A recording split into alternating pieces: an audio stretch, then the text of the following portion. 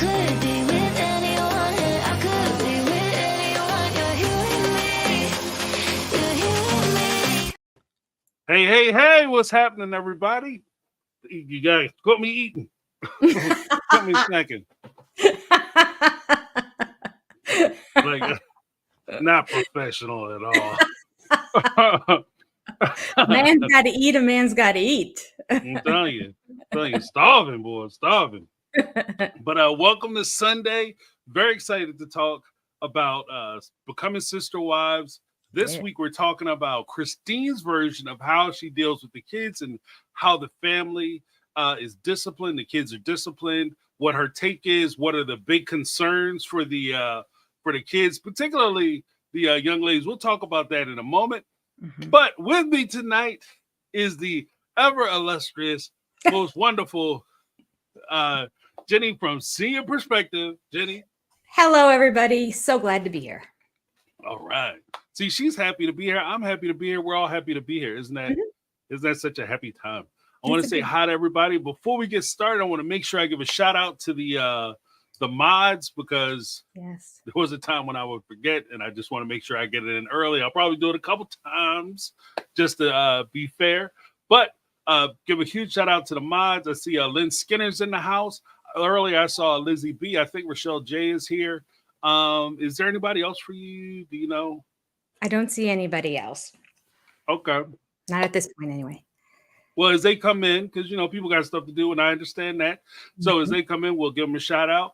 Make sure as you guys are coming in, you hit that like button. Mm-hmm. If you're not yet subscribed to our channels, go ahead and give us the HBO special, which stands for Help Brother and Sister Out. Go ahead and hit those subscribe buttons and let us know. So the HBOs. Love that. HBO. So make sure you hit those. We can talk about this craziness. We can, I guess, jump right into it. What was your impression of the this whole chapter?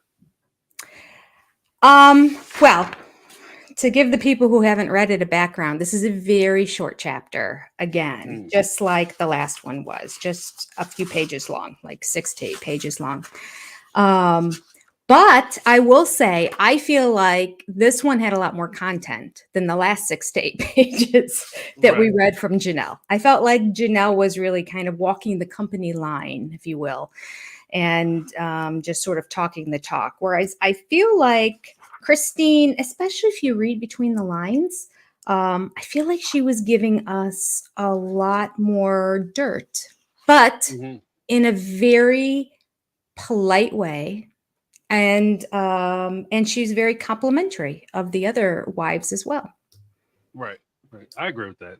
Mm-hmm. And I think that there's because something really struck me as I was reading through the chapter this week, that maybe what the wives had agreed to do was to be more sensitive about the kids.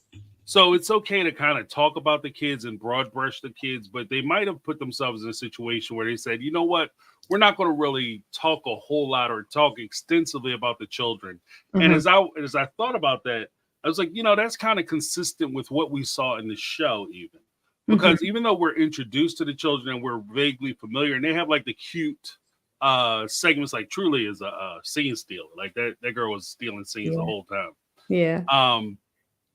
But Truly, Gabe was another one. He was always stealing scenes. Mm-hmm. But as they were doing that, there's very few times where they actually had interaction with the kids where the show or the episode was specifically about the children. I can maybe count on my hands the number of times they've actually had their own show, like one of which would be when they had the fight between Gabe and Garrison. Mm-hmm. Another one, maybe when Mary was out there yelling at the kids, but they never really got into who did what and how it all transpired. They had the ones where the kids would say things to the parents, but you wouldn't necessarily see the parents' reactions back to the children, especially in the way that I think that they would react to the kids, if that makes sense. Yeah. So, but I do agree. Like there, even with that being said, Christine is being a lot more specific, and maybe that's because she deals with the kids more, so she has more to say about the kids because that's kind of in her wheelhouse. That's true. Good point. Very good point. Yeah, she would have more to say. And I would imagine Robin doesn't have much to say. I can't remember when I read it last time, but it seems pretty short too. Because Robin has double the number of pages on family. Right. Mel or Christine, that would say a whole bunch. But no, they seem to all be pretty short, with the exception of Mary's. Yeah, it's because I can kind of see a situation where on one hand, Robin only really deals with her children, so her perspective would be very limited to what is going on in her house with her kids. Right. But then at the same time, after watching this show for all these years, it does, or not even all these years, but watching the show from like episode 1, season 1, all the way through. The one thing that I will say about Robin, irregardless of whether she was there or not, she has an opinion on what happened. Yeah. So she'll talk about when we first got together as a family, this is how we did things. You weren't there. You heard about it like I heard about it. So what are we talking about? Maybe in more detail, but you weren't there. You don't know. Right. Yeah. She is the expert of all things, isn't she? Right. Mm-hmm. Well, she speaks the language. She's the communicator. So. Oh, well, there you go. Yes. The ultimate communicator, the mediator, and the only one who can speak Cody. Yeah, right. All messages must come through me. Get out of nap, so I will use my vocabulary when I call Cody a loser. Use your words, Kathy. Kathy Ferrer. Very funny. Very funny. Yeah, it's just here's Danny. What's going on, Danny Towns? Robin made herself the certified expert on polygamy, and this is very true. Sure Like the one person who has the least experience when it comes to polygamy was always the one in polygamous families. You don't know. Your parents did it, but just because you can marry a surgeon, that don't mean you're able to do brain surgery. Hell, you might not even be able to do first aid. 100%. So, 100%. That's her. I saw it, so therefore I'm an expert. Right. Well, I heard about it secondhand. My mom was a polygamist, although we never really saw the other moms, and the siblings all lived out of state too. So, right. And we didn't even get together for Christmas. So does that tell you how much of a polygamous family she was raised with? She didn't even get together with the other sister wives and kids on Christmas. So, right. She doesn't. And because that's an interesting point too, is that because the same way, and I've always kind of held this out, especially as I talk about Sister Wives, the polygamy propaganda program. Mm-hmm. The same way that they will stand on the mantle of, you guys don't really understand how polygamy works because you're approaching it with a monogamous mindset. So therefore, you don't really understand how polygamy works. They use our prejudices against us, in the sense that when I think of a polygamous relationship, like you just said, I would think that as a family, you would get together on holidays, that you would be close, that you would have relationships between the sister wives, that they would be close friends, or at least friends, if not friendly at best. Yeah. That the kids would all know each other as siblings. That's what I would imagine, especially if you're going to stand there on the mantle of, we're being subjugated and mistreated and oppressed because of our beliefs and because we're trying to do this thing. That's what my inclination is, and dare I say my prejudice would be, or the way I would prejudge it when I'm looking at this type of relationship. But the truth of the matter is that you have hey, that's right, little cameo text on the side, and it shall come. Right. Oh, the fan. Okay, go ahead. I'm sorry. Right. Thank you so much. I'm like, I actually had him turn it off right before this because I can't reach it. It's really, really short, and this chair swivels, so I can't stand on it. So I was like, hey, because it's chilly today. I'm like, can you turn off that fan? And he's like, yeah, sure. And he came in and turned it off. And as we got going, I'm like, oh, It's hot in this room, though. Right. I'm about to pass out. I know. I'm like texting him, Zach, I'm so sorry. Come back. It's going to be a long night if you don't. Right. Pass out halfway through. Yeah. But it's kind of what I was saying with the flying chancla. She hit it. I think that just means her dad had a girlfriend, not a polygamist, polygamous relationship, and that's kind of how some of this was expressed, or at least came off to me, that it wasn't necessarily a polygamous relationship as much as you just had a bunch of mistresses and baby mamas. Yeah. 100%. Right.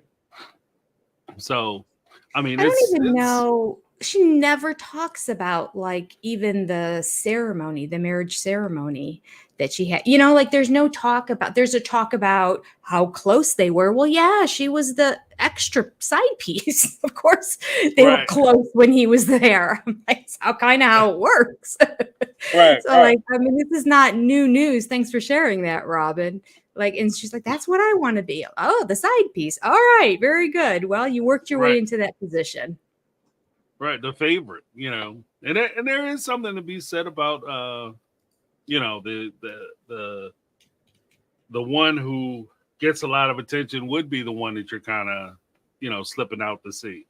Mm-hmm. It's just kind of the nature of the beast. It doesn't mean necessarily you love her more, you're more committed to her. It's just that she gets more attention, and that's the role or position Robin played. Because I think there is an argument to be made that like love, time, and attention, is what we all kind of crave.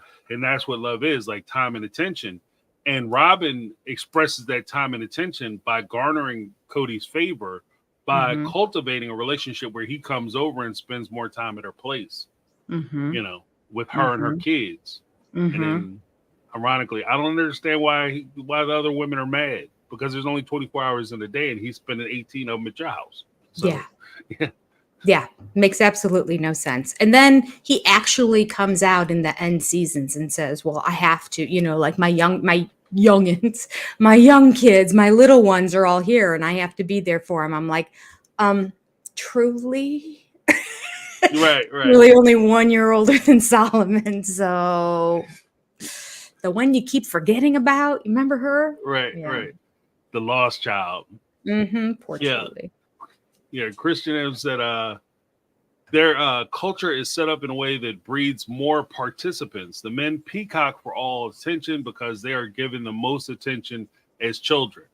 I would say they not only get the most attention. I agree with that sentiment, but to add on to it, I would say they not only get the most attention as children, but the entire society is built around the men.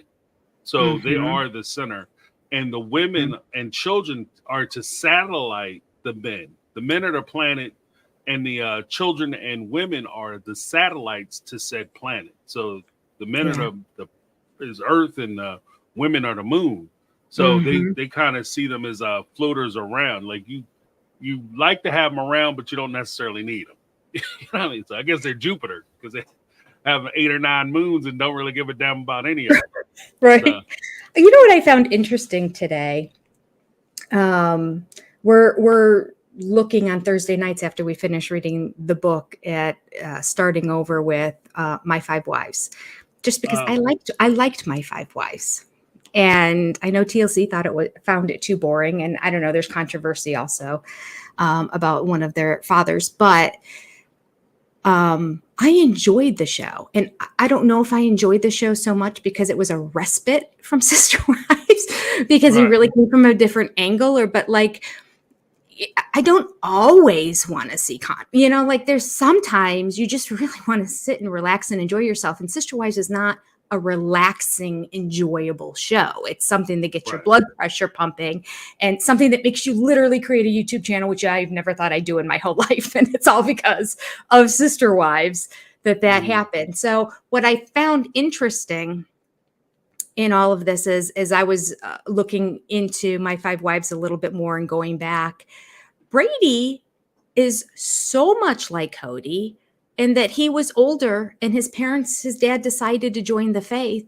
And then he eventually came around to it too and joined. It's just that they're such different people that they kind of Right. went about it very differently. But that storyline is what made me start to think, isn't it interesting that there are all these men coming to the faith who weren't in the faith before? You never hear about a female saying, that sounds like a great plan. I want to join that.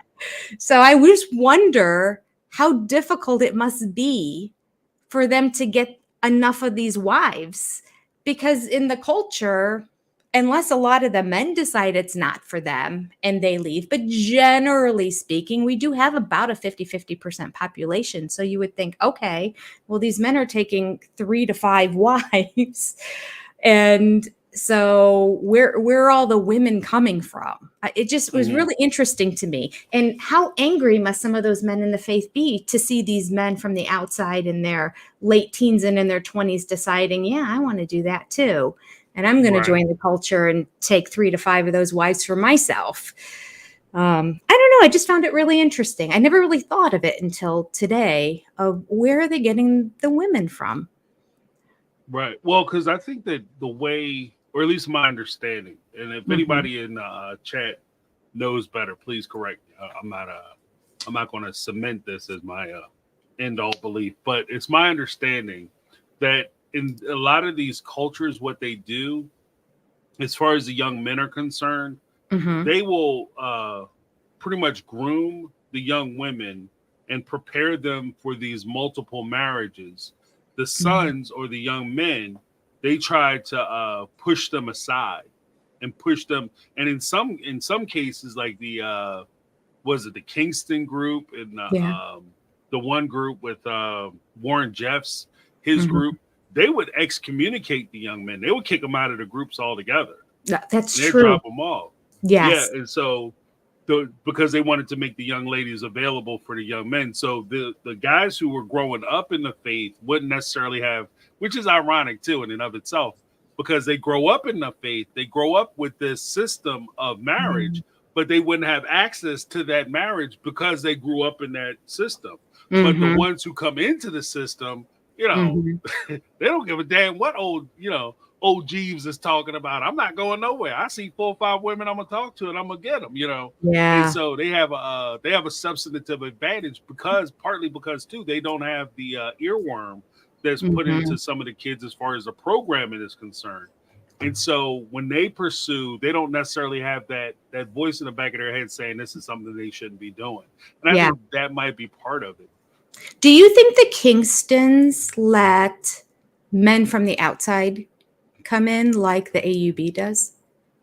No. I think the Kingston group is a lot more closed off. From what I understand, that particular group will not only they are a lot more. I have to be very careful. I say this. They are a lot more relaxed as far as their bloodline boundaries with regard to who can get married and who can't. From my understanding, you have like cousins who are kissing cousins. Okay. So so they're pretty much the magical reef of like their family tree is the magical reef that your uncle cousin. Yeah. Get over here with your granddaddy, uncle cousin. You know what I mean? Yeah. So, like, there's a lot more intermingled. But, like, so that's what I understand about the Kingston group. There's actually a couple YouTubers who are from the Kingston group, and there was a young lady. I know she would sit and drink wine and stuff. She was interesting. I was actually going to reach out to her. I couldn't remember what her name was though. But she talks a lot about growing up in this system, and she'll have people from the group come on to her show, people who escaped from the group, and she was married to one of her cousins. So was she? Is she the blonde? Yes. Yeah, I see. I saw something that she did once. I remember thinking it was good. Yeah. From what I understand, she was married to one of her cousins, and so was her sister. Like her sister was also married because she's obviously she's in the group too. So that's how they set it up. But they keep it a lot. They're depending on the group, from my understanding. And again, if anybody knows different or is more informed than I am, I'm not saying I'm a know-all or expert, subject matter expert. But it's just that my understanding, different groups have different parameters as far as who they let in and how they let them in. Like, for instance, there's some groups that I think I could join the Mormon group, but I don't think I can join other groups. Like, I don't think I could join the AUB, and I don't think I could join the I know I can't join the Kingstons. Oh, so the people from the outside who ended up joining the AUB, that was okay because they were Mormon first. Is that right? They were LDS? A lot of them, Okay. from my understanding, a lot of them are coming from the Mormon faith. But some of them have like they even have like social parameters. They'll have racial parameters where you can't join if you're a certain ethnic background or whatever. So you know, yeah.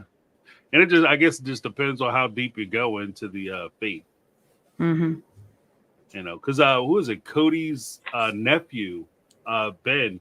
He actually, I don't know if you know this, but he's actually doing, he's reviewing some of the earlier episodes. I haven't watched any yet, but I saw it come up in a thumbnail. Have you been watching them? Yeah, I watched 2 of them. I'm actually going to do reactions on them. I'll probably release them this week. Maybe one tomorrow and then one on Tuesday. Okay. But yeah, he's I would say that he's to a point. He's a comedian in Utah, Right. and I think that he is telling his truth. But I do get a sense that he is a little careful. Amanda Ray. Oh, that's the person. Okay. Yeah. Amanda Ray is the person. Yeah. But yeah, I get the feeling that he gives some very good points, and some of the points that he's made are things that I've even said in the past. So, like, I'm in a very much agreement with a lot of what he says with regard to how polygamy is carried out, how it could be an institution which subjugates women, and is not only damaging for the ladies who are involved with it, but it's also damaging. I think it's very damaging to the men as well, because they're given a false sense of reality, and they don't necessarily know how to navigate the world around them. And because they can't navigate the world around them properly, and because they have this bloated sense of self, as far as their ego is concerned, that they can't have healthy relationships. This could preclude them from being able to have healthy relationships with other people, not just limited to their wives, but also to their children and how they associate within their communities. Yeah. So I think it's it could be very damaging for everyone involved, especially the kids. I mean, goodness gracious, talk about the children. Like, they probably get the worst of it because they don't have a say. You know? Yeah. I wonder if anybody out there who watches Growing Up Polygamy, I know the gentleman was he a Kingston? I guess that's my question, because he was from that group. He was what's it called? Not AUB, but FLDS. I know he's FLDS. So I wonder if anyone knows if he's Kingston, if he talked about it on any. I catch their stuff every now and then, but not enough to know their whole history or anything like that. But yeah, it would be interesting to know. I know his wife was LDS. But he had, generally speaking, and again, I haven't watched all his videos in that. It's just little bits that he throws in there. If he's doing something sister-wise, I might click on it to watch or listen as I'm falling asleep at night. So then I miss half of it. But he has a pretty positive experience growing up. Oh, okay. He finds his father to be very supportive of all the wives and did a real good job of splitting his time. It's the little bit that I've caught. And he felt like they went out of the way to take care of them medically once he and his brothers were in an accident near Vegas, and the whole family, like, it became a family. It sounded very Amish to me. It was very much a rallying around and sending people down and making sure somebody was at the hospital every day for the guys that were in there. He said he was in there for a while. And so his experience seems very different. So I would be curious to know if he was actually in the Kingston's group or not. And so, which they could be, because there were so many people. There could be a family where there was a decent guy and he just did the best he could with the framework of what he was working with in terms of being in that faith. Right. Yeah, I don't know. If anyone knows, you can put it in the chat down below. Yeah, Scotty's mom, Experience O'Brien, said he is not a Kingston. He is not a Okay. Kingston. Okay. Thank you. Yeah. Thank you, Scotty's mom, Experience O'Brien. Yeah. Well, I mean, because I will say this, like, the thing with the certain sects of polygamy is because we're on the outside. I have the feeling, at least this is my perspective, because we're on the outside, a lot of times we can shotgun it and think that there's the AUB, the Kingston group, and the every time I do this with this guy's name, Warren Jeffs, the Jeffs group. Yeah. But even within those groups, there are certain factions that exist within those groups and off splits from those groups, because there's also the group in Mexico. Right. So LeBarons. Yeah, the LeBarons. And even they were fractured because, like, even with the AUB, they were fractured. Right. Because of because everybody, and this is where I say that the healthy relationships really are detrimental as far as the upbringing with the mindset of these young men, because they all grow up thinking they're the prophet and they're the leader, and they all want to be in charge. So it's very hard for you to run an organization where everybody wants to be the boss. Yeah. And what happens is everybody kind of splits off and heads to their own respective corners, and they take their friends and their family with them, and the people who, at least the way it comes off to me, and this may be, again, I'm open to the possibility that I may be misjudging this as a person who is looking at it from the outside. But from what it looks like to me, is that you have people who want to participate in this, and they say, okay, I'm in this, and who do I go with? Do I go with the prophet, the guy who runs the organization now, or do I go with the other guy who wants to take the organization over, but he said that he would give me 3 wives, he would give me a pick of the litter as far as the businesses are concerned, and I could become one of the inner circle. So it becomes a question of not necessarily faith or allegiance, but more or less opportunity.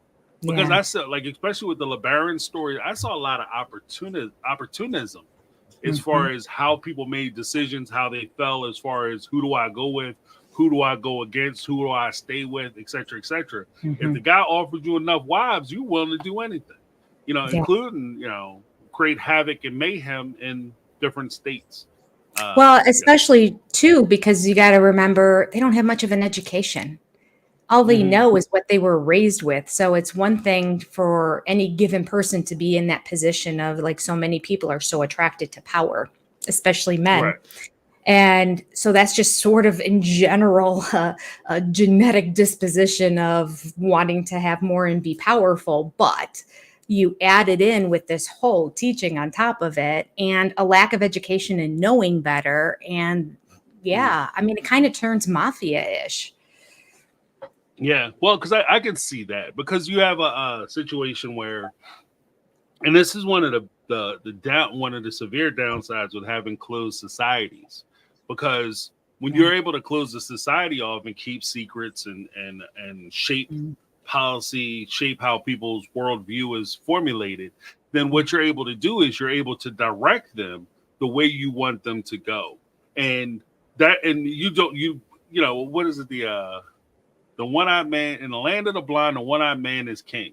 So if you have information, if you know something that nobody else knows, how the world works. Something as simple as that. How does the world work? I know that, but you don't know that. Then I have a certain modicum of power over you. And this is why, and I think that the people, this is why they keep them on the ranch and keep them on the farm, because they're trying to keep them from getting any additional information or knowledge, especially when it comes to social knowledge, because not everything is in books. But when it comes to social knowledge or social intelligence, where you have somebody saying, one woman saying, yeah, I'm 17 years old and I'm about to have my 3rd child. And I've been married for 2 or 3 years. And then you have somebody else come in and say, don't you want to do anything else with your life other than, be this man's broodmare? And then that makes her ask the question. Like, sometimes all it takes is one question. And all of a sudden you start seeking that answer and you break away. And that's part of the reason why they discourage any interactions with anybody outside the group, because you'll come in there and ask that question. In the land of the blind, the one-eyed man is king. Yeah. You're very Dr. Phil. You know that? There's not a Really? Sunday night that goes by that you can't off the top of your head come up with one of these one-liners that feels, I'm going to call you Dr. James from now on every time you do that. Yeah, I was a quote kid. I used to like quotes a lot. It used to be the one thing whenever I'd watch him on Oprah every Wednesday. I would the best thing about it was just listening to those one-liners that would come out. He would have a quote and often many of them Southern sayings. And I'm from the North, so I don't know a lot of them, that I would just be so impressed. You're impressing me, James. Oh, thank you. Thank you. I used to like that because I spent a lot of time in Georgia and down south when I was a kid. Not a lot of time, but we'll do summers and stuff down there because we have family, visiting family. And one of my favorite cartoon characters, well, not favorite, but a character I always thought was intriguing was a guy named Foghorn Leghorn, which was like a big, huge chicken, a big rooster. And he used to have these crazy sayings. And he reminded me of people that I would encounter down there where they would say the craziest stuff. But it was it would be so brilliant in its simplicity. Yeah. It's you know what I mean? Yeah. It's just common sense, just brilliant. Yeah. But it would be broken down into maybe one or two sentences. Yeah.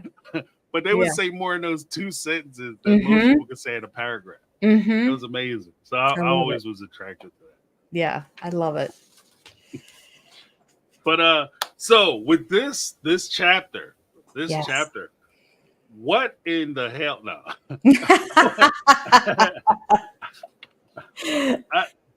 I gotta tell you, when it first started out,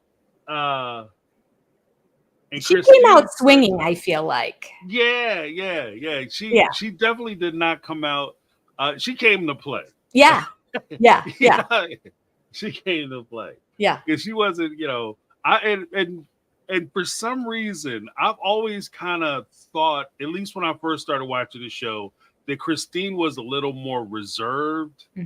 And this was I think that this, and I'm admittedly so, I think this was a mistake I made early on. I always thought that she was a lot more reserved and a lot more kind of go with the flow. But as I'm watching this series, and I had to go back to watch from season 1, episode 1, because I wasn't a long time fan. I didn't really start watching until about season 16. Okay. And then after season 16 and 17, I went back and started watching the whole thing. And it always amazed me how outspoken she always was. I'd always thought wow, she finally found her voice. Christine had been ringing the bell and sounding the alarm since season 1, episode 1. She had been, this ain't gonna work. This is gonna end in disaster. You know that, right? Yeah. And she would catch a lot of shit because why are you saying that? You're gonna make it. Why do you have such a bad attitude? She's just telling you where it is. Yes, she's the reason I kept watching. In that first season, when she's like, I don't understand. My sister wives are saying we could use one more. Why? Everything is great. And I'm like, whoa, okay. I'm in. Right. This isn't going to go well. And then when I see what Robin looked like and I saw the attention he was giving her, I'm like, okay, I get it, Christine. I see what you're saying and I'm here for it. Right. Yeah, because he had zero poker face. Especially when you watch those early episodes, his poker face was horrible. Yes. Because you're not supposed to sit there and smile and grin when she walks in a room, you light up. And when the other women walk into the room, you frown and start breaking stuff. Calm down. So it was a completely different thing. Yeah. And that's when he knew the cameras were on. Can you imagine what it was like when the cameras weren't on? That was him being on his best behavior, really, at that time. And he just couldn't help himself. He was just like a giddy little boy. So no wonder the other wives were right away, he has a favorite. Right. Yeah. And the best part is that this is one of the things that I think is kind of funny about polygamy, as I've seen it kind of demonstrate, at least on these shows. There's always an assumption that the women are idiots. Like, you know what I mean? Yeah. Like, it's a weird thing. Like, it's the weirdest shit ever. Like, I'm part of my brain. But it's the weirdest thing to me ever because they talk to them like they're dumb. Like, these are not dumb women. Right. But they say things to them like it doesn't make sense. Like, what are you talking about? Oh, yeah, because this is a great thing for us to do. And the women are like, no, this is terrible. This is, and Christine called it like season 1, episode 1. She pretty much predicted exactly where they would be at. And had Cody listened to her, he might have been able to avoid the damn iceberg. Yeah. You know, but he plowed right into it. So yeah. She sent up every warning flag there was, with the exception of probably on the side, he was also slipping her some information on, well, this will keep the show going too. So maybe this is something that'll help prepare our kids, pull the kid string. Right. Help get our kids through college. We're having a hard time even making rent and paying, which bill are we going to pay on a given month?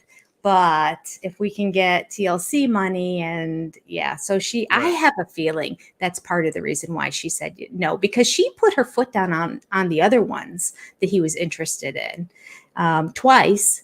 So why would she not do it again when it seems pretty clear she's not thrilled with Robin? So yeah, I do think that he used the show partly. I mean, smart on his part, because it's true. It's true. This is how they're going to get a lot of money. Now you have to decide, is that the value? Is that what you want in life? Like you're selling your soul to the devil when you're doing it. Like he didn't throw that part in there. And they didn't watch a lot of reality TV either. Their idea of reality TV was Survivor. So they didn't really have an understanding of how editing's going to happen and how much they were going to have to be really vulnerable. And I don't think she really knew what she was getting into at the beginning. And I don't think Cody cared, quite frankly, whether it's great, whether it's bad. I don't know. If I get this chick as my wife and I'm going to have a lot of money, at least for a couple years, I'm good with it, and let the chips fall where they may. If the rest of them want to leave after that, okay. Right. And the sad part is that I think that because there's so much that back, but it's just it's one of those things where one, he's responding to it, because you talked about like the difference. I'll say it this way: strike that, redirect. you started it with the whole idea of the difference between Cody and Brady from My Father's Wives, and I think that is a substantive difference. It's a maturity level in which you approach these issues and these topics. It's not so much like the fact that you want to have 1 or 2 wives. No, I'm saying like just the idea of a little bit of planning, a little bit of foresight. And there's a thing that I came up with maybe I guess in the last few years, where succinctly I just asked the question, what does winning look like? And when Cody was putting together whether he wanted to bring this woman into his family and go into this television show and possibly have access to a ton of opportunities, ton of money, and things that he didn't necessarily have, are you willing to trade those things for the sanctity of your family? If you could have like the big house out in Arizona, Flagstaff, Arizona, and you could have the one wife, but it was going to cost you all your other wives and access to your kids, is that worth it? And is that winning to you? And, when you win, is this what you want? And I don't think that he really ever asked that question. Or at least maybe he did ask that question and he was okay with the answer. That's kind of the other part of it. Could be because he didn't, by the time the kids became teenagers, he was kind of done with them. It was sort of like the wives. Like the wives served their purpose in terms of giving him kids, loved them when they were young, and they idolized them, and it was all, yes, dad. But as soon as they had opinions and they would talk back, anything of that nature, as soon as they grew up and they weren't idolizing him and they saw him for who he is, he was like, it seemed like he was okay with them going. Now, he loved the big family gatherings. He loved to be in the center, dancing, like being at an event. Christine's wedding had to have driven him crazy that Right. all the kids were there and everybody was dancing so much on the dance floor. He would have been in the center of that dance floor Right. the whole night, especially with his eye on where are the cameras. But like, Right. he just wants to be the center of attention at all times. And he thinks he's a great dancer and that people want to watch him flail around as he does. So I think that he misses. Right. And I'm curious what he feels about the grandchildren, because I don't know that he's really getting to know any of them. So he may not care that he's missing out on them, but they would also be kids that would idolize, unless the parents told them not to. But, Right. you know, I mean, grandpa, and run up and give all the hugs and all that kind of attention that he seeks and needs and wants so badly. So that makes me question, now that they're having grandkids, is he starting to regret? But I think at this given point, he's all right with the fact, I mean, Truly was 13 by the time we hit the last season. So I think he was like, yeah, it's okay if they all go do their own thing. I'm happy here with the one wife in the mansion, owning the land and having the two youngins, almost the same as Truly, in his house. And he was good with that.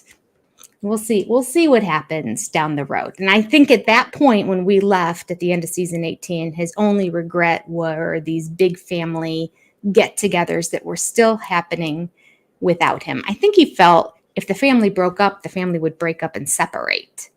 But the reality is the family broke off. They didn't break up. They just broke off of him.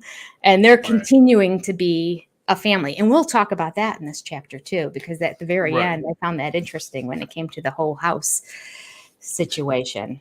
That was Well, because I think it's kind of weird too that I think that part of his vulnerability is his arrogance, in that he didn't think, I don't think he ever really considered that they would not include him. Like, I think that when he considered it, and he thought about the family possibly breaking up, they may separate from each other, but they would never separate from me. Because when you feel like you're the source and you're the center, then you can't imagine a world where people don't want you involved.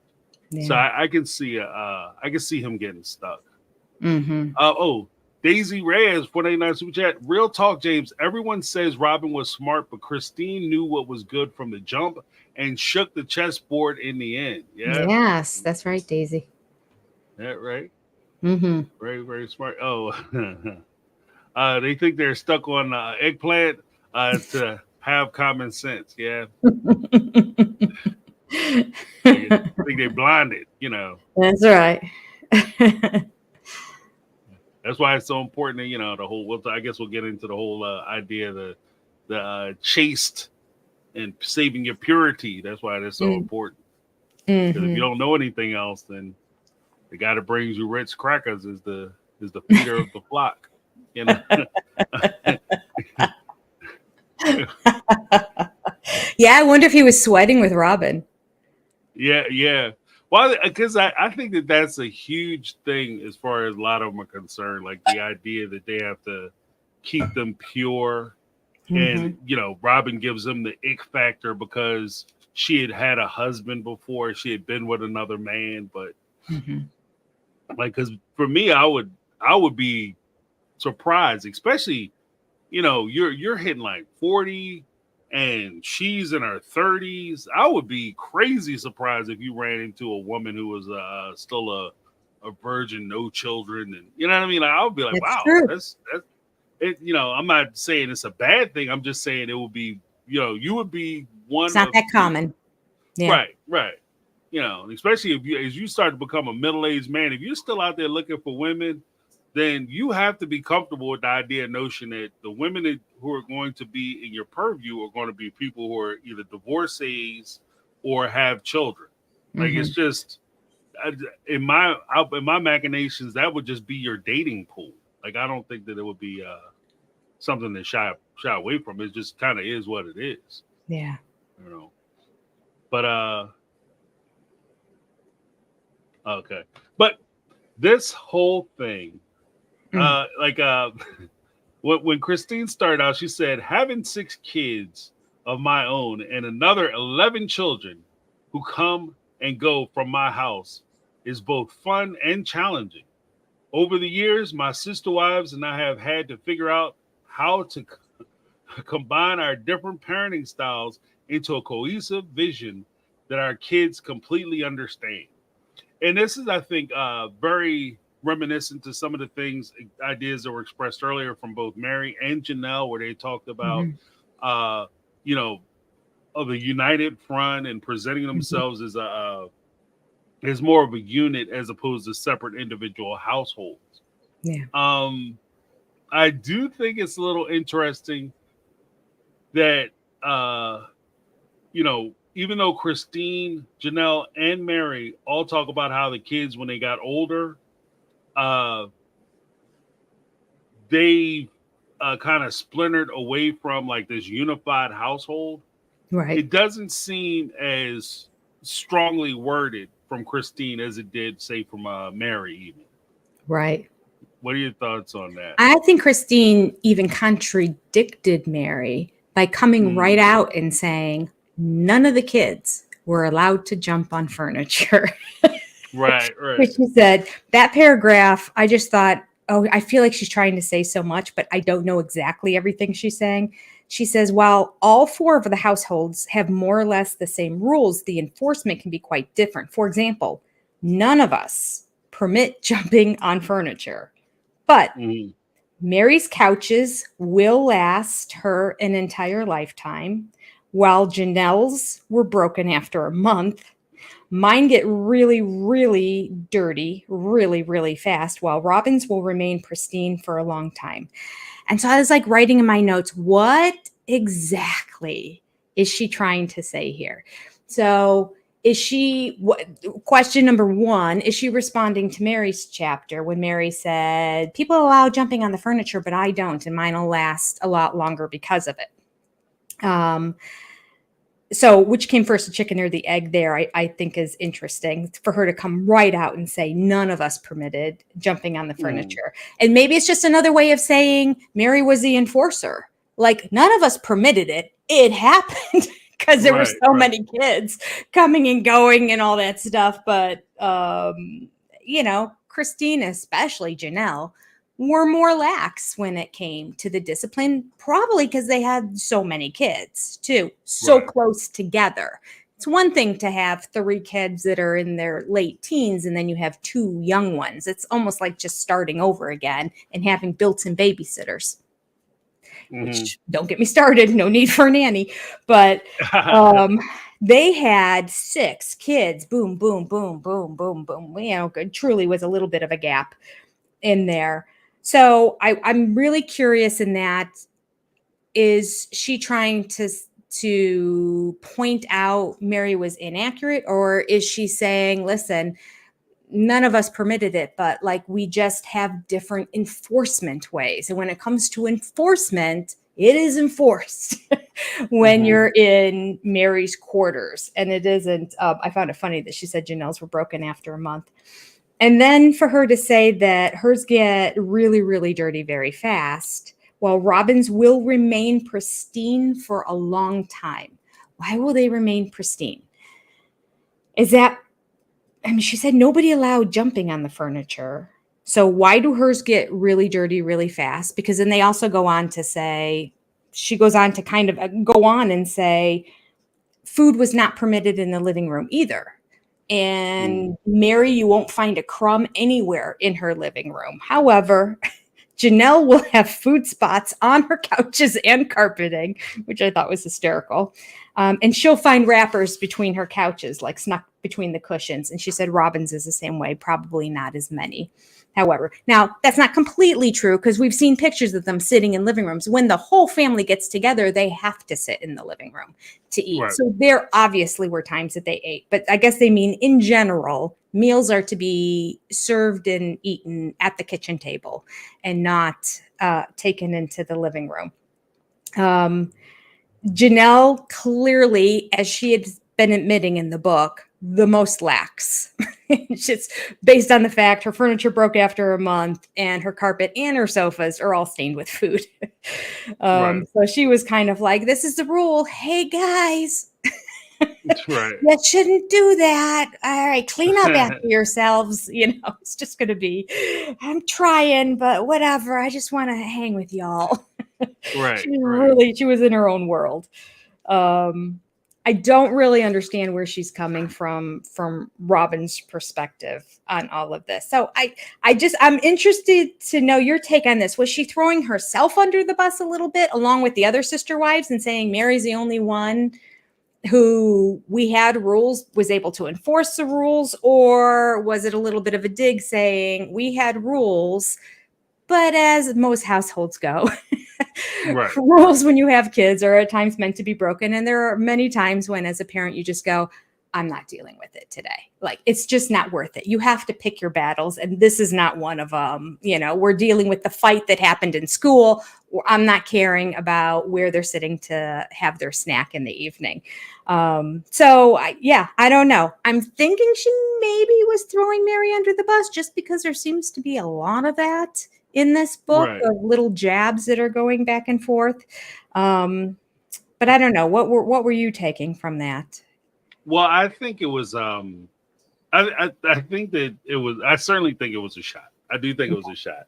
I don't think it was like she was trying to deliver the death blow, but it was. I think she was kind of giving her a light jab, like a little check, giving her a check jab. And I say that because of two things. One, by her stating, Mary takes the position that your furniture is going to get wrecked because you allow the kids to jump all over your furniture and come in and tear your house up and all that. And I have rules because I want to keep my house nice. Christine, it feels like to me, and I could be wrong, Christine, if you're watching, please correct me. But, or if the kids are watching, please correct me. But I feel like she's saying, ultimately, I have a rule where the kids can't jump on the couches, but my couches are getting used. Like my stuff, my furniture is being used. Like, I don't have museum pieces where I just go out and buy stuff, put it in the house, and you have a whole room nobody ever sits in. Yeah. Like, every piece of furniture I buy, because especially with so many people in the house, not just her 6 kids, but she has Janelle's kids coming over. She has married child most likely coming over when Janelle, because Janelle and her kids were all about the same age as Leon. So when they came over, when the other kids came over, I'm sure Leon was in tow. So she's like, look, my furniture is getting used. Janelle's furniture is getting used. And as far as like Janelle having stains on her couch and stuff, I think that might be more reminiscent of you pick your battles. Like you said, I think that when you're looking at the bigger scope of things that you're dealing with, that she doesn't want to sit there after a long day's work. She doesn't necessarily want to come in there and talk about who was in here eating, Cheetos. She just, look, as long as y'all didn't burn the damn house down. This is kind of this is that, when you have multiple kids, like the first child, you basically shrink wrap them and bubble wrap them, and you can't talk to them, you can't breathe on them. You got I got to sample their food. The second kid is sitting there drinking out the hose out in front of the house. You know what I mean? Like, it's just true. So true. The third kid, they have no idea where that child is at. Like, I know. He'll come home. It's been 2 weeks. He'll be here soon. Like, you know what I mean? So I think there might be like with Janelle is the fact that she is a little more lackadaisical, but I think it also builds into the fact that she has so many kids and she has so many other responsibilities that, the furniture to her might not seem that important. Like, because after all, and I'm not really trying to give Janelle a whole lot of excuse here, but I'm just saying, like, in from my perspective, the real look at it, she's trying to figure out how to keep a roof over everybody's head. So no, I'm not worried about the stains on the couch. I'm worried about whether we have a place to stay next month. Yeah. So I'm trying to keep you in a place where you can store your museum furniture. Yeah. Cut me a little slack. And then two thoughts on that. One, Mary truly did have museum furniture. I mean, she had those really uncomfortable looking chairs and couch with no arms at all on the side. Right. Like you had to sit upright on it. Right, There was you couldn't lean either. There were no arms on either side. And I just thought, I mean, they're pretty. They look pretty on a showroom floor, but like that is not at all practical. You're certainly not jumping on it because you're gonna fall right off. Right. There's no side at all. And they look like they were even almost like they were probably like a velveteen or something like that. Like they had that look of almost like a green velvet kind of. So yeah, there was that. But also, I think Mary may have shot herself in the foot a little bit by being so strict on the rules in her home, because Christine points out in this chapter, they had a lot of time where they were just with their moms. Like evenings after they would have dinner together. They didn't get together with the whole family except for Fridays and Sundays. And as the seasons went on, we found out that dropped off as well. So they were basically every night together if they were at school or whatnot during the day. They had dinner together at night, and she said, like Christine said, on Sundays we'd go here and we'd go there. And when we were in Lehigh, even she took her kids to her mom's house every Sunday to eat. Now we didn't see that. I mean, there's a lot of stuff we don't see on the show. We see that Annie all of a sudden appeared and then she disappeared. Like she was like one episode she's moving in. I'm like, oh, she is. But they don't even say, they're not even advertising she's moving in. I think it's just because she happened to be there in the camera so much. They're like, you probably should acknowledge the fact that Annie's going to be in this a lot. And then that was it. And then you don't see her at all anymore. Don't know how long it lasted and all that. I mean, not that big a surprise. I mean, I didn't know that Robin had an Annie all these years until later on. And then you kind of like start to look, you're like, oh yeah, I did see, and she mentioned it in passing, Mindy, but she didn't mention, like she had a sister too. Mindy was the niece. She also had a younger sister who was nannying first, I think, before Mindy. Never saw her. I mean, maybe she was on, but it's just, they have these significant portions of their lives that I think would be interesting to address, especially about Robin having a nanny. I mean, that was a missed opportunity on TLC's part to at least address it. If they didn't want to be on camera, they didn't have to be, but to talk about it, I think would have been really interesting given the nature of what they keep saying is the benefit of a polygamous family. And that is that the sister wives are there for each other and can watch each other's kids, so they can run to the store or go to a meeting and they always know a sister wife's going to be there. Well, Robin ends up getting a nanny and Mary has no kids left in her house. Like she's perfectly available to do it. So, I found that interesting. So when they talk about how much time they're spending with their kids and how after dinner it would be homework and then they'd do a game or they'd watch a movie together. Sometimes you would have popcorn nights and whatnot. You realize, okay, it really was separated, even in Lehigh, to a degree. In Lehigh, with Christine leaving on Sundays and taking her kids to go see her mom for dinner every Sunday or afternoon or whatever it was. But definitely when they got to Vegas, it was that way. So I feel like obviously those kids are going to get so much closer to their biological moms during that time. And if their biological moms, who they love unconditionally, are going to have a little bit lax rules in their house, for them to come to your house and for you to be more militant about it is, I think, going to just put more of a wedge between you and the kids, or make them feel a lot more uncomfortable, because obviously their comfort level is hanging out and sort of being free when they're in the house. So I feel like she did herself a little bit of a disservice there in terms of cracking down on the behavior and not being in tune to the fact that their bio moms aren't behaving like this. So what makes them think they're going to be happy and comfortable when they're here. Now, she says, and she's right, she had the quiet house. So if a kid needed a quiet place to study, they could go to Mary's house. And, if they just wanted to get away, I would imagine McKelty would go there, but McKelty never did because she didn't like Mary. But I know McKelty didn't get along with a lot of the other kids. So if you're not getting along with somebody, it would be a great place to go. So it did serve that purpose. And maybe she's happy with that. Who knows?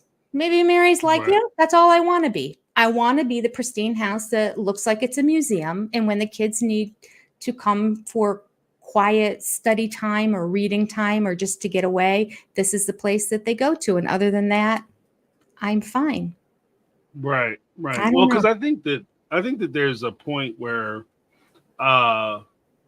with regard to Mary having the house, or at least treating her house the way she did, Mm-hmm.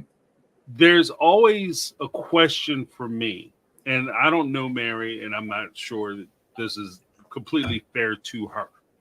So I want to make that very clear. But there's always a question of a certain level of resentment that you may harbor towards, these women who have what you want, Mm-hmm. and it's just, and I know if Mary was watching this particular episode and I said that, she would say, no, I love them like they were my kids. And that's not true, because these were my kids just as much as they were. And we were all one family, And I get that. I'm not saying you didn't like them. I'm not saying you didn't love them. I'm just saying that deep down in the cackles of your heart, Right. there might be a place where you might feel a little bit of envy and a little bit of jealousy, because these women were able to do something for the family that you wanted to do but couldn't, through no fault of your own. Mm-hmm. And by having that certain level of resentment, you try to control the things that you can control, because you couldn't control your body. You feel like your body betrayed you, and this is something that you can control, your environment. And so this is a way for you to be able to have some semblance of controlling your life, so you overdo it. Now, in tandem to what you had said with regard to how the kids would perceive it, the one thing that could happen in this particular situation is that you want to hold out the idea that you're everybody's mom and your house is everybody's house. Mm-hmm. But when they come over to your house, they can't act or make themselves at home, because you have so many rules. You can't sit on this couch. If you come in, when I walk into my house, I can go to the refrigerator, get something to eat or drink. I don't have to ask anybody. I just reach into the refrigerator, grab it, and then go have a seat and make it, or prepare it, or do whatever I want to do. But if I have to come over to your house and I have to ask you to go into your refrigerator, I'm a guest.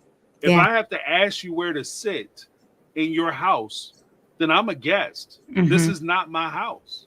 And so if it's almost the equivalent of, and I would even equate this to you being like, there being custodial and non-custodial parents. If the child lives at home with their mom and they go over to the dad's house and the dad had these types of rules, then what you're establishing to that child is that you don't live here. Yeah. This is my house, and you're a guest in my house. Yeah. So the child isn't coming home. So you can't, like, if something were to happen, you can't say, oh, you could always come home. That's not my home. My home is over there with mom, because that's where I feel like I'm at home. So I think that kind of plays into the whole notion that, by her creating that separation, I understand you want to keep nice stuff in your house. I get it. I've struggled with trying to do that, because especially with teen kids, I understand, like, what the hell? Why you take the wrapper and don't throw it in the trash? Like, I don't understand that. Like, what I mean? I found wrappers. Like, what the hell's wrong with you? Right. The living room floor is not a trash can. I don't. Why is all this stuff here on the floor after you pick up and leave? Like, do you think fairies come in here? Which is funny. Once my kids do, if we wait about an hour and come back, the fairies will have it cleaned up. Right. You know why? Because the fairies are paying for this shit. That's right. I know how much it costs for us to stay in. That's right. The fairy's trying to keep her sanity, so she's going to clean it up. This is my stuff. And then you hit them with the curse. One day you're gonna have a child just like it. Mhm. You know what it's gonna be about. But when you crying, I'm gonna Yeah. pick up the phone and be like, oh no. Yeah. They did what? Did they I'ma do go. that? Right? Aw. I'm gonna let you get back to it. Lynn Skinner pointed out she wondered if Mary had the plastic on the furniture, which is funny because when I Yeah. read that, I thought that about Robin because of the way she said Mary's living room is spotless without a crumb. Janelle has spots on her floor and couches. I'll find wrappers between the. Oh, no. It was in the first one. Mary's couches will last an entire lifetime. Janelle's are broken in the first month. Mine get really dirty fast, while Robin's will remain pristine for a long time. And when I first read that sentence, that's exactly what I thought. I'm like, does she cover them with a sheet or does she cover them with the plastic? Like, Right. what is it about Robin's that does Robin go, okay, no, you can come in and sit on my couches, but wait, let me get the plastic out first and cover it all first before you come in here. That's exactly where my mind went. So who knows? I don't remember Robin's couches being that great. Didn't she have like an old grandma floral Davenport kind of couch when she was in the rental that they had to move? It seemed like in the rental, yes. But by the time they got into the once you get to the from the time they got to the cul-de-sac to the time they went out to Arizona, Robin was rocking new stuff. Oh yeah. Like, yeah, she was rocking all new stuff. But I think that again, I think it kind of touches on the idea that if people aren't coming over to Robin's house, because Robin, when I was saying that you can't reach into somebody's refrigerator, from my understanding, Robin ran the kind of household you couldn't reach into her refrigerator. Like you had to ask her permission. Like there was one time early in season 1, I think it was like episode like 3 or 4 after she came down, and I think it was Gwendolyn had poured some cereal, and Rob was like, "What are you doing with all that cereal?" And she poured the cereal back into the box. Yeah, that was Isabelle. Isabelle, yeah. I'm like, if you want to eat cereal, like I've never would tell a child that they can't eat in my house. Like if you want to eat cereal, as long as you have room for dinner. Like if I'm making dinner, as long as you can eat your dinner, if you need to get something because you're a little hungry, I don't want you in my house hungry. So I don't want you uncomfortable. But that's just me. Yes. And I think that's a home thing. Like, how do you feel like you're home when you're hungry? Right. You know, if I was home, I wouldn't be hungry. Right. Well, here I'm starving. Right. And she told the kids they could have a snack, but then she like scolds her and she goes, "That's not a snack. You can't have a bowl of cereal." And she takes it back. I'm like, poor kid. Talk about shaming her. You know, I'm like, just let her have the frickin' cereal. You know, would have been jacked up if little Isabelle would have looked back at her and said, "It ain't like you paid for it," because you know she'd have a job. That would have been great. Yeah, that would have been great. It ain't like you paid for it. Yeah. This isn't from your free food stamps part of your refrigerator. This was the other part. I can eat this. You know, Mama Janelle got a job. She don't want to put this whole thing together. I don't know why you tripping. Like, but Cody would have cut her off. Like, you don't talk bad about my Robin. Yeah, that was crazy. I like that Janelle came out swinging. And then she goes on and she starts talking about how the kids can gravitate to a given mom at a given time, which I thought, which I really enjoyed. It was nice, hearing her perspective of it. And we already heard Mary's and we already heard Janelle's perspective. And I don't remember again what Robin said about this. And maybe she didn't even address it. Oh no, she probably talks about legality. I'm sure she does. But I found it interesting that Mary's perspective was all about Isabelle and just like how connected and how bonded and how she needs her. Like she went on and on and on and on. I mean, she had the longest chapter and a lot of it was all about how defending her parenting style and then talking about how much Isabelle loved her, which is fine because we know she did. And we saw it on the show that there was a bond between Isabelle and Mary. Now, in Janelle's chapter, Janelle only referred to the fact that Hunter gravitated to Christine during that time that they moved to Vegas and that she was very, very grateful that Christine was there during that time. I mean, 100%. I mean, we all saw he almost looked clinically depressed. Like he was really cut off from the world and said, I'm just going to school because I have to. And then I come home and I go in my room. That's all I want to do. That's it. And it took a couple of years for him to really break out of that. And so Christine was instrumental. And so I love that Janelle made a point to point out, and here's how one of my kids went to another parent's house and what they did for him. So then Christine in her chapter does the same thing when it comes to Isabelle. She mirrors a story, not quite as in depth as Mary shared about how much Isabelle wanted to spend time with her, but she did acknowledge that they had a special bond and Isabelle would spend time there, and that it was wonderful because her and Isabelle at times would butt heads. And so during that time, she could say, you can go, although we can talk about that later too, because that was one of her punishments, was to tell Isabelle she couldn't spend time with her. I didn't like that at all. But anyway, that's later on. So I thought that was really great. She did what I liked about what Christine said about Hunter coming to her house is she wrote, during his difficult adjustment to Vegas, he knew he could come to my house and that I would be there for him whenever he wanted. I totally understood why he was feeling troubled. His world was out of control and he needed truly time. And I just thought that was so sweet. And the way she wrote it too, like he just needed truly time to come over, which what I liked about it too, is it was also a little deflection off of herself. You know, it wasn't all about, and he needed me because I was the only one that understood him. You know, we read that with Robin at times coming out about how great she is and how these kids need her. And she's the only one that really gets them. She instantly, right after that line, deflected and said, it's probably about Truly. She's the baby and he needed to spend time with her. So this I really enjoyed kind of her perspective on all of this. And I find it interesting, and it's going to be, we'll talk about it next week when it gets to Robin on her take on it too. But I like how Janelle and Christine both made a point to say, this is one of my bio kids that likes to go someplace else, and this is why. And that's what's so great about Sister Wives. I just feel it's way more authentic than having a chapter talking about how people want to come to me. I'm the great wife. You know, it's more believable when it comes from them saying that they want to go out to another.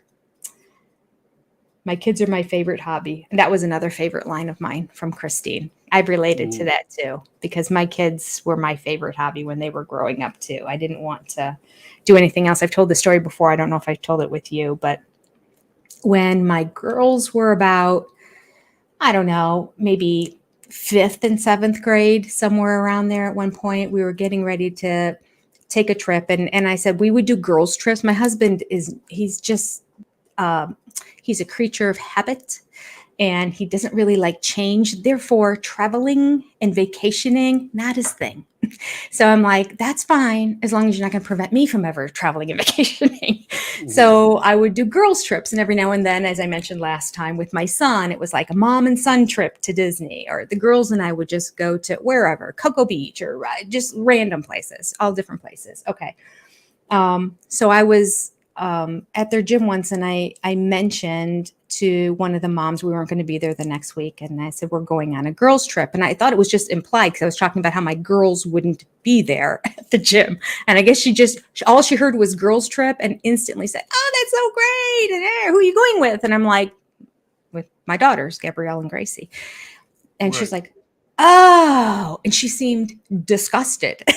Like, oh, you're taking your kids. And I remember being so shocked by it because I was so stoked I could not wait for this trip. I was so excited about it. And I went home and thought about, wow, I just felt so sad for her because I thought, like, oh, am I missing something? Should I be one? I'm like, I've got all my life to do girls trips and to, but if somebody said you can go with 2 of your girlfriends and we'll give you an extra $1,000, or you could go with your 2 daughters, hands down, I would have gone with my daughter. So like my kids were my favorite hobby. They're my favorite people to hang out with. They were when they were young, and they are as they're older too. So I really liked how Christine said that. My kids are my favorite hobby. I just thought, oh, that's a lovely way to say it. And I'm going to remember that so that I have a way of kind of explaining myself sometimes when I want to spend. I have a girlfriend who doesn't have any kids at all. And so she's always making comments about other people and their kids. So I'm sure it comes about me when I'm not around too. She's seeing her child again and whatever. So she's not going to be able to make it this weekend. She just saw 2 weeks ago. And I would always say, I go, yeah, but you'll drop anything to go with your kids, and she's like, and then she admits, she's like, I just don't get it. I just don't get it because I don't have kids. And if you have the opportunity to hang out with your girlfriends, why are you not going to do it? And anyway, so I go on to this diatribe just to basically say I related to Christine when I read this. And I'm like, yes, I get you, girl. I understand. Right. And those movie nights and the park times and the let's just do things together as a family. I get it. I understand. Well, because I to touch on the aspect with Hunter, I think that one of the things that I like, or at least I perceive about Hunter that I like in my perception of him, is that he's very close to his family. Yeah. And especially the other kids, his siblings. Like he's all about like that family time and latching onto his family. And with Truly, I think that it was she represented a innocent person whom he could spend time with, and it wasn't necessarily being drugged down or reminded about what he was missing in Lehigh. What was it? Maddie, I think in episode 7 or 8, she said when they talked about moving to Vegas, Maddie was very upset and said, I'm pissed off because me and my girlfriends, we're going to be legends in this town. Like this was going to be the year we were going to be legends. And I think that a lot of the kids at that time had that same sentiment. Like maybe Hunter wasn't as verbose as to say that I'm going to be a legend in this town.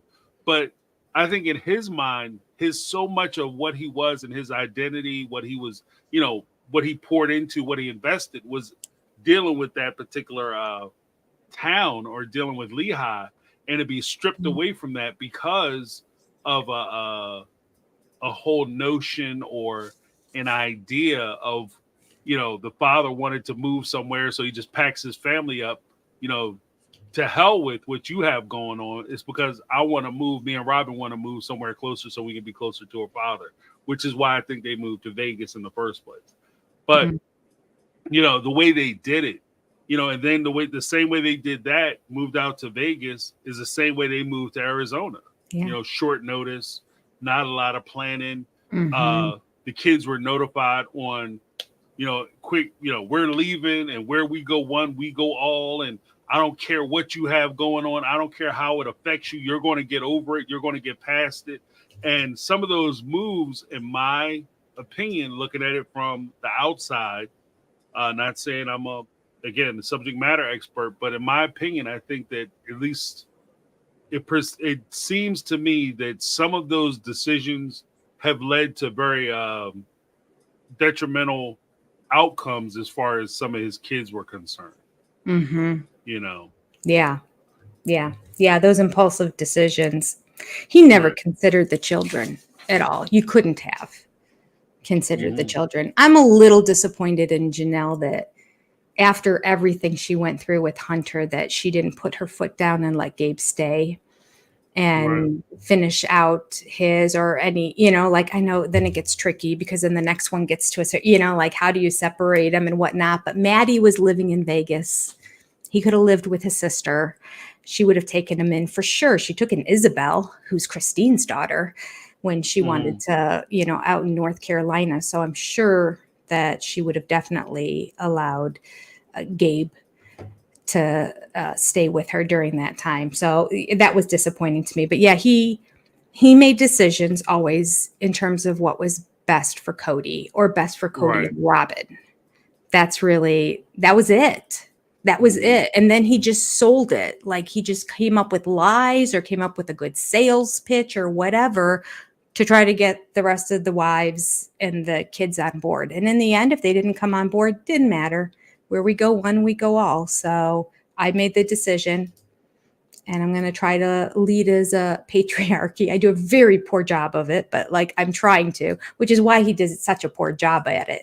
Like either be a patriarchy or don't be a patriarchy. I think this is what Cody's mistake was so much.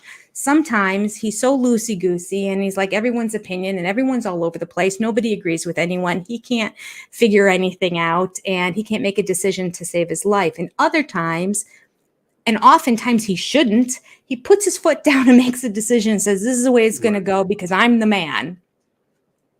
And living in that kind of chaos and instability with a spouse is maddening. Right. Well, there's power in the appendage. Like, I think that's kind of where it is. You know, I'm the man. I get to make decisions because I was bestowed with the power of forethought. But I think that the part of the issue, because even talking about his leadership style, one of the things that really struck me was the idea or notion that when he makes those types of decisions, part of the reason why I think he's so strong in his decision making when it suits him is because this is what I want. And almost like a child, it's in a way, a lot of ways it strikes me as childish. It's, I want to do this because I want to do it and it's the way I want it. And you say, well, why do you want it that way? It doesn't make sense. Because I want it. And I want to have it my way, dang it. And that's just kind of how we roll through it. And then part of the reason why you don't take full responsibility or accounting as far as the other decisions that you make, because you would think that you would be consistent. If you make decisions on these big things and you make decisions on all things. But part of the reason why you don't want to make decisions on all things is because you don't want to be responsible. And I think that that's a big part of the problem that he had is that he wants all the authority, but he doesn't want any of the responsibility. When they moved out, like I had a clip when he moved out to Arizona and they couldn't figure out how to pay the bills. And all of a sudden he was sitting there, I was like, yeah, moving out here was terrible. It was a terrible idea. Like financially, it made no sense. It's like, yeah, you did that. That's you. You said it was going to be easy. You said you guys were going to make a ton of money. You said that you had all this money and it was going to benefit the family and it was going to be a great idea. Then you get out to Arizona per usual, just like you did in Vegas. You move to a place without a place to stay. And then you wonder why things don't work out the way you want them to. Like in a lot of ways, like they consider themselves cursed, but this is a blessed family because I've never seen somebody operate the way they operate and make these kind of like off the cliff decisions and somehow you just seem to be okay. Yeah. I've never heard it. Like I would never recommend this for somebody. And to be honest with you, I'll give him credit because Cody is either way crazier than me or he has way more courage than I ever will have. Because I could never move to another state like within 3 weeks or 4 weeks, even a month, 2 months. Not have a address, a permanent address, not knowing how I'm going to make money or how I'm going to be able to pay for myself. I just pack up a bag and say, you know what? I'm going to New York. I'm going to be on Broadway. I'm going to California. I'm going to be in the movies. I'm going to, to Seattle. I'm going to work for Microsoft. Do you know anybody at Microsoft? No. Like, what? What? What? It's my dream. Like shit. They're like, you can't live like this. I could never do that. I could never. I'll be so crazy.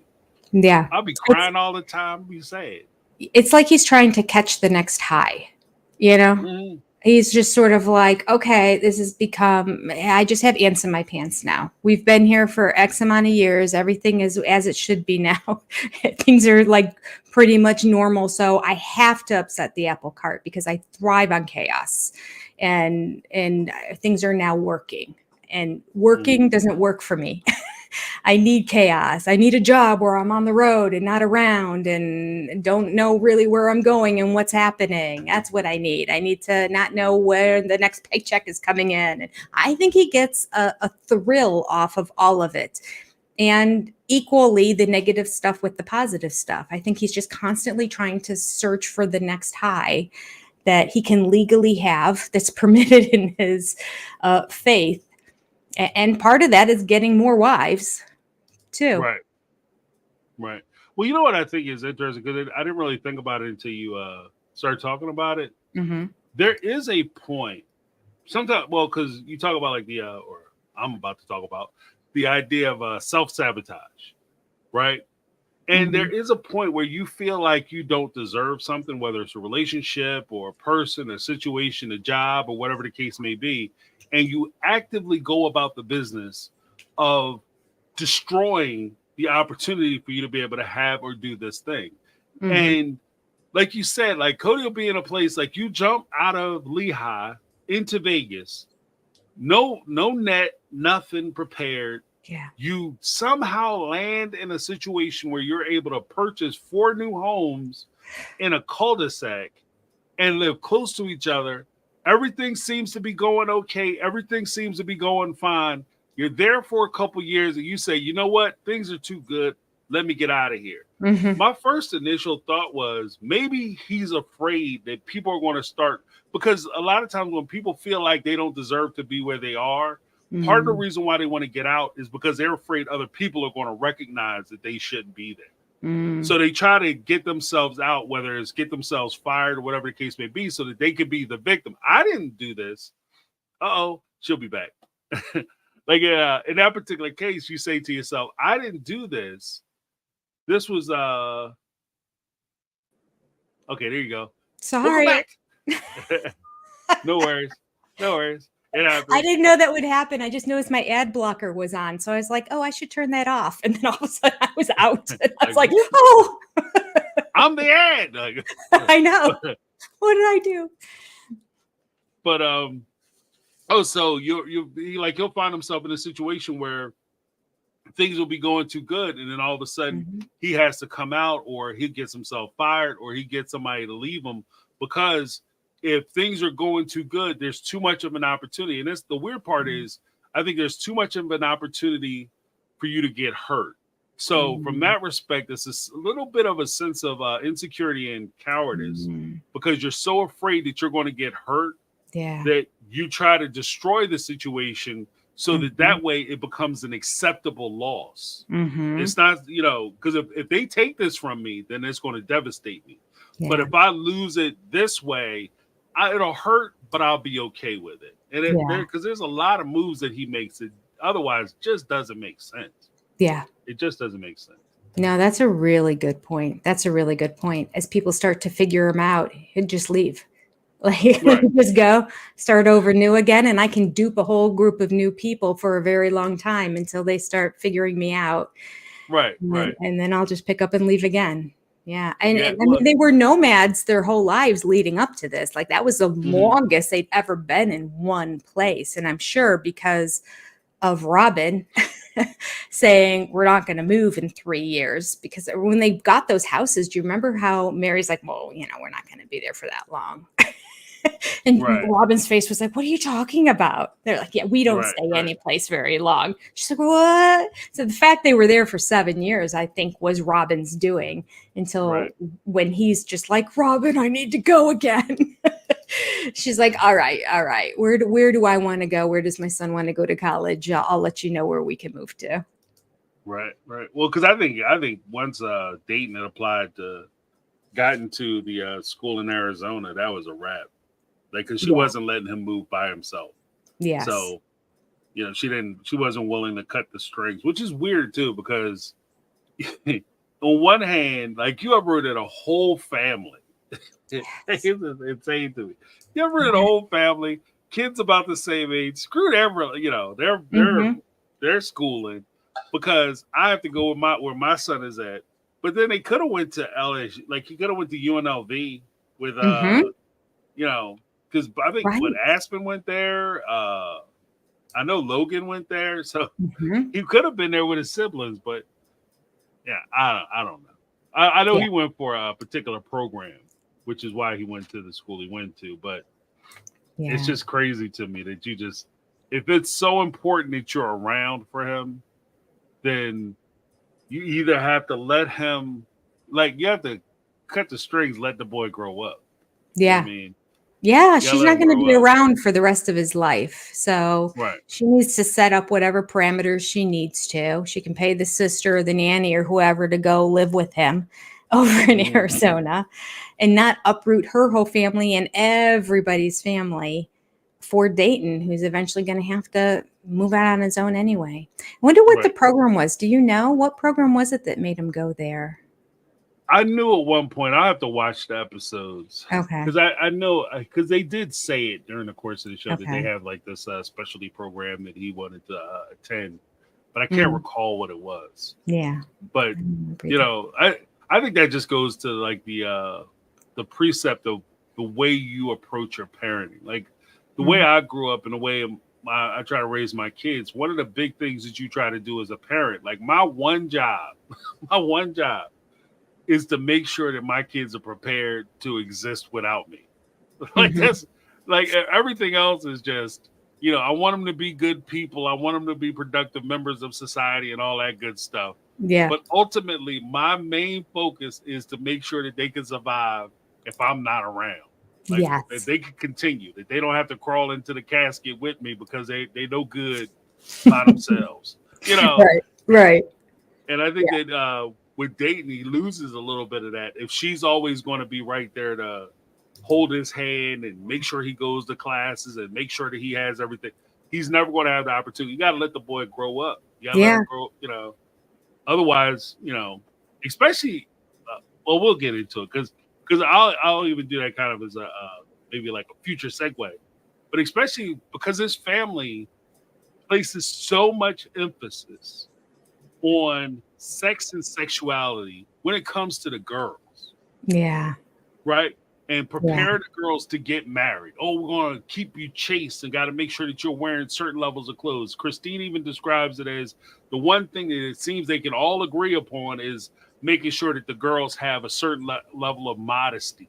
And all that Mhm. is to prepare them for the well, for the cyclical uh oppression of marriage, institution of marriage, prepare their arms for the shackles of marriage, but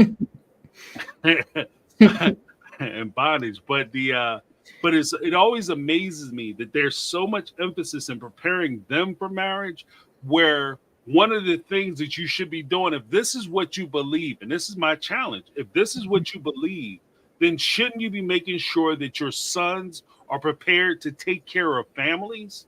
And that would mean that you don't follow him to Arizona.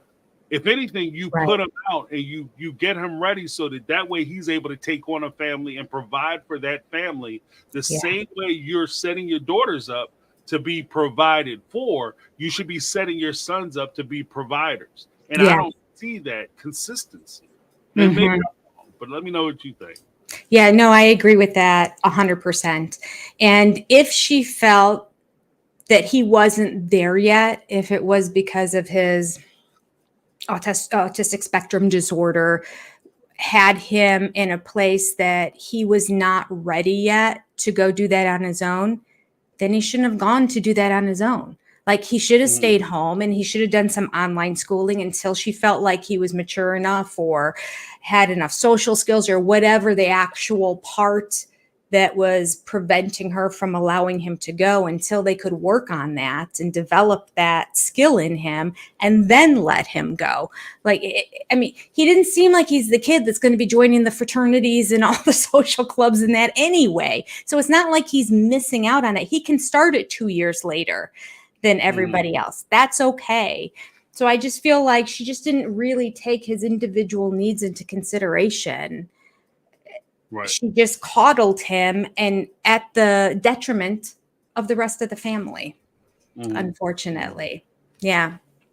Actually, this is one of the ironic parts about like because I guess we can get into the whole thing. I'll read the I guess the intro. Okay. Um, and then the okay. One of the major problems I'm having these days is with how my older girls, Aspen and McKelty, dress. They insist on wearing shirts with low necklines that show an indecent amount of skin. Mm. All of the adults agree that even a suggestion of cleavage way oversteps the boundaries of what is appropriate.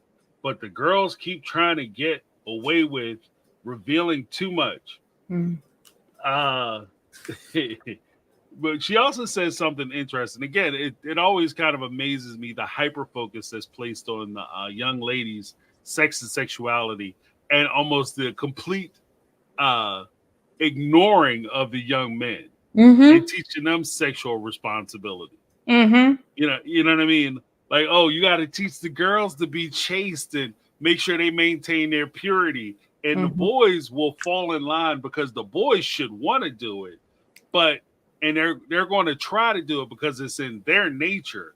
But we're going to teach the girls to repel the boys. Like, you have to teach it. Like, and this is just from my perspective.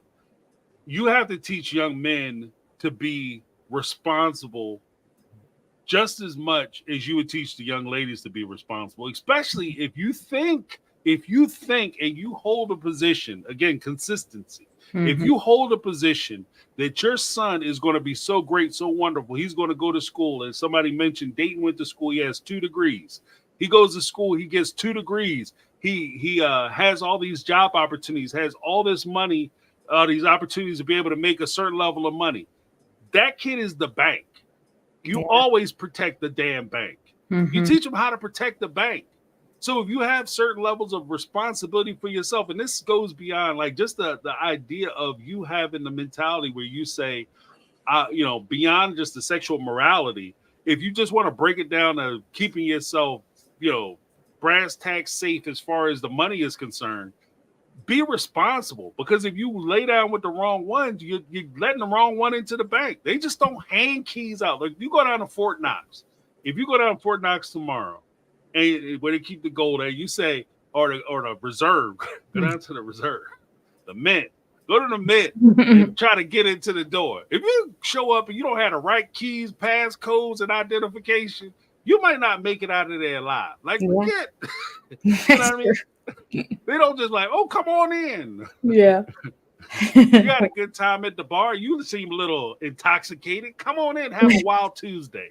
Like, nobody does that. So teach these young men to be responsible for themselves too. Because I'm also, I'm kind of going off a little bit, but I'm also kind of getting, like, one of my personal pet peeves is always when you talk to guys and they say, oh, crazy baby mama, and how she always going for child support, et cetera, et cetera, et cetera.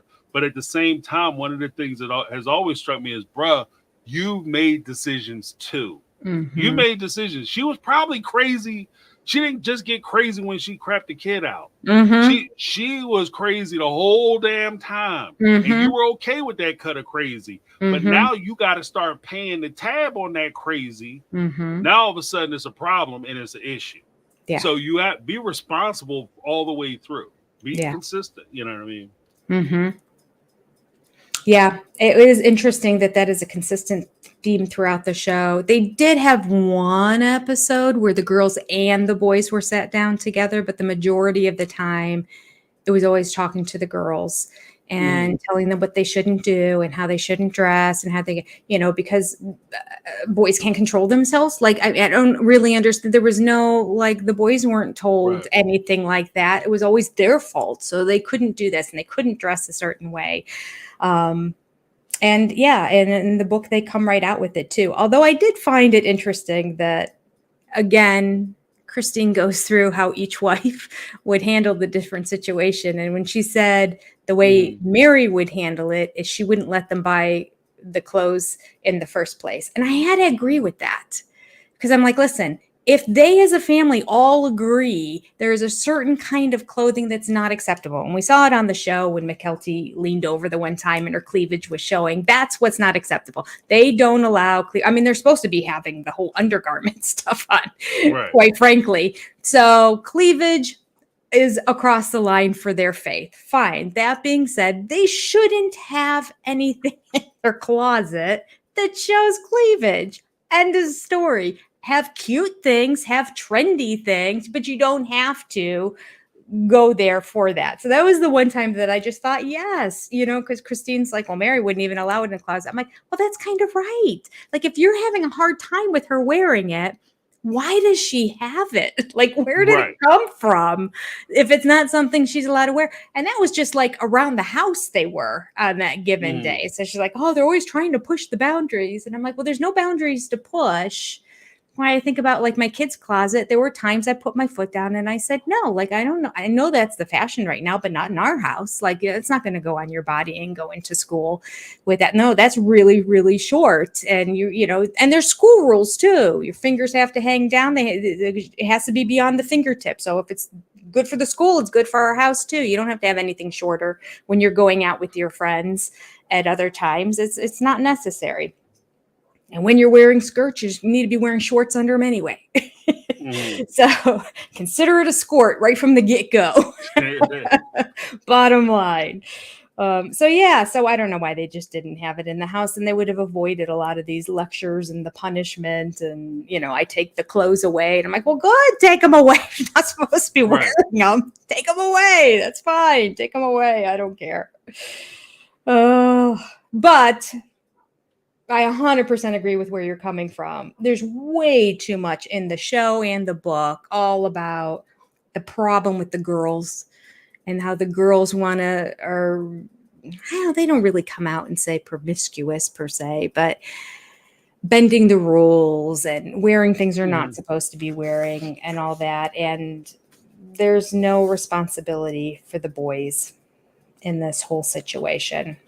Even when it comes to dating, I'd be interested in knowing who they were willing to bend the rules for and not bend the rules. I mean, it seems pretty clear McKelty was one they weren't willing to bend the rules for, although Christine puts a story in here on how Christine did go to a date. She went to a dance with a date, but it was just a friend. And they, ahead of time, met with the boy. Christine said she'd been friends with him for a while and she already knew that. So Cody met with him too. And then they took her phone and they went through all of her text messages to see what was in there about the boy, which is Oprah approved, by the way. We learned that on Oprah before I even had kids. I remember watching her and her saying, you are in control of those kids. And now that we have telephones and social media, it is your responsibility as a parent. Don't say, she's like, absolutely not. Do you, and all the experts that she had on her show were agreeing with it. Because I remember learning this before I even had kids and saying, it is your responsibility to know what's going on with your kid. And if you just want to say, oh, it's their privacy, I'm not going to invade. Well, then when they get into trouble down the road and when things go left, you can't say, I didn't know. Like, I just wish I would have known, when it's your responsibility to be on top of them. So, although I never really did take my kids' phones and go through them, but if I felt like there was a situation that warranted it, absolutely, I would have gone through it. Like, I always had that in the back of my mind. And my kids knew that that was a threat that might come to fruition at some point. Like, they had to give me all their passcodes. Like, give them to me. I felt like that was enough.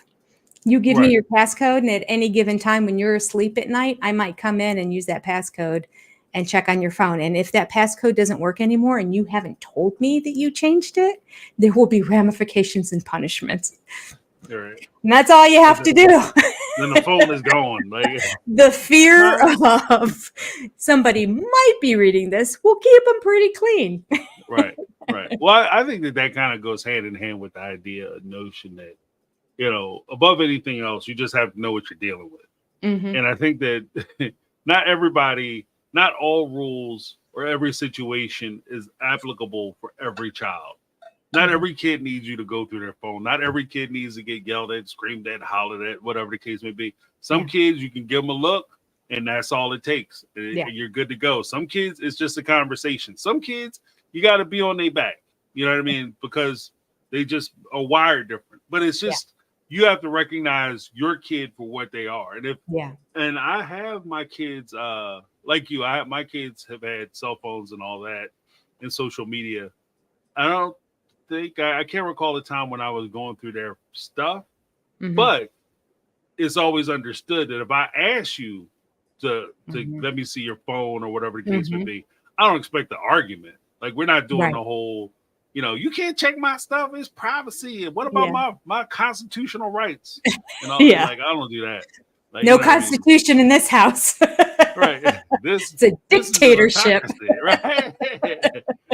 We did not do that, as long as I'm paying a bill, and you That's living under right. my roof, then and that's one of the things too, because I understand where Oprah is coming from, because you should have some modicum of understanding what's going on with your kids, because truth of the matter is that especially at certain ages, like I watched was it Unexpected, but the teen mom thing, and when they have the kids, the reality of it is they have these children so young, and the mothers and fathers are so immature that the parents now have children.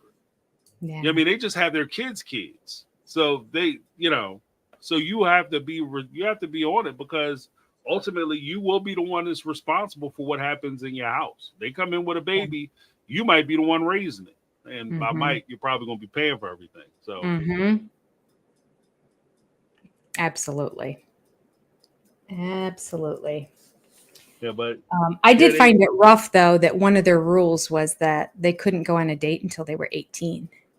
Right. They couldn't even go out in a group as co-eds until they were 16. Like that was, so I just found that to be like intense. And then 18, that's just hard. I mean, by then you're graduating. So like all those dances and all the, like. Right. And in a group didn't mean like we're a couple and we're a couple and we're a group. It meant like literally it's a group. Here's just 9 girls, and like I might be dating or interested in the one boy, and this one might be interested in that, but it's just a whole group of friends. So, which is great, and I like that philosophy up to 16. Like theirs is that starts at 16, and then at 18 you can go on a date. I just find it hard, being that they were in public schools. I think it would have been fine if they were still in their AUB private small church school, that everybody had those same basic philosophy and rules in that. But sometimes you just like, I don't know. You gotta look at your kids too and just decide, do you trust them or don't you trust them? And you're right. It really comes down to the individual kids when it comes to that, as opposed to saying 18 is when you can date. And I do think it is good that they do talk about how that became a problem in the family when they were teens, that they were changing the rules for different ones. But I think that's great. They were individualizing the circumstances based on the kids. And if some kids weren't getting what other kids were getting at that age, well, then that's a great opportunity to sit down with that kid and say, let's talk about why your sister was able to do X, Y, and Z when she was 17, and we're not permitting you to do that yet. So, let's discuss, what are the behaviors you're showing us?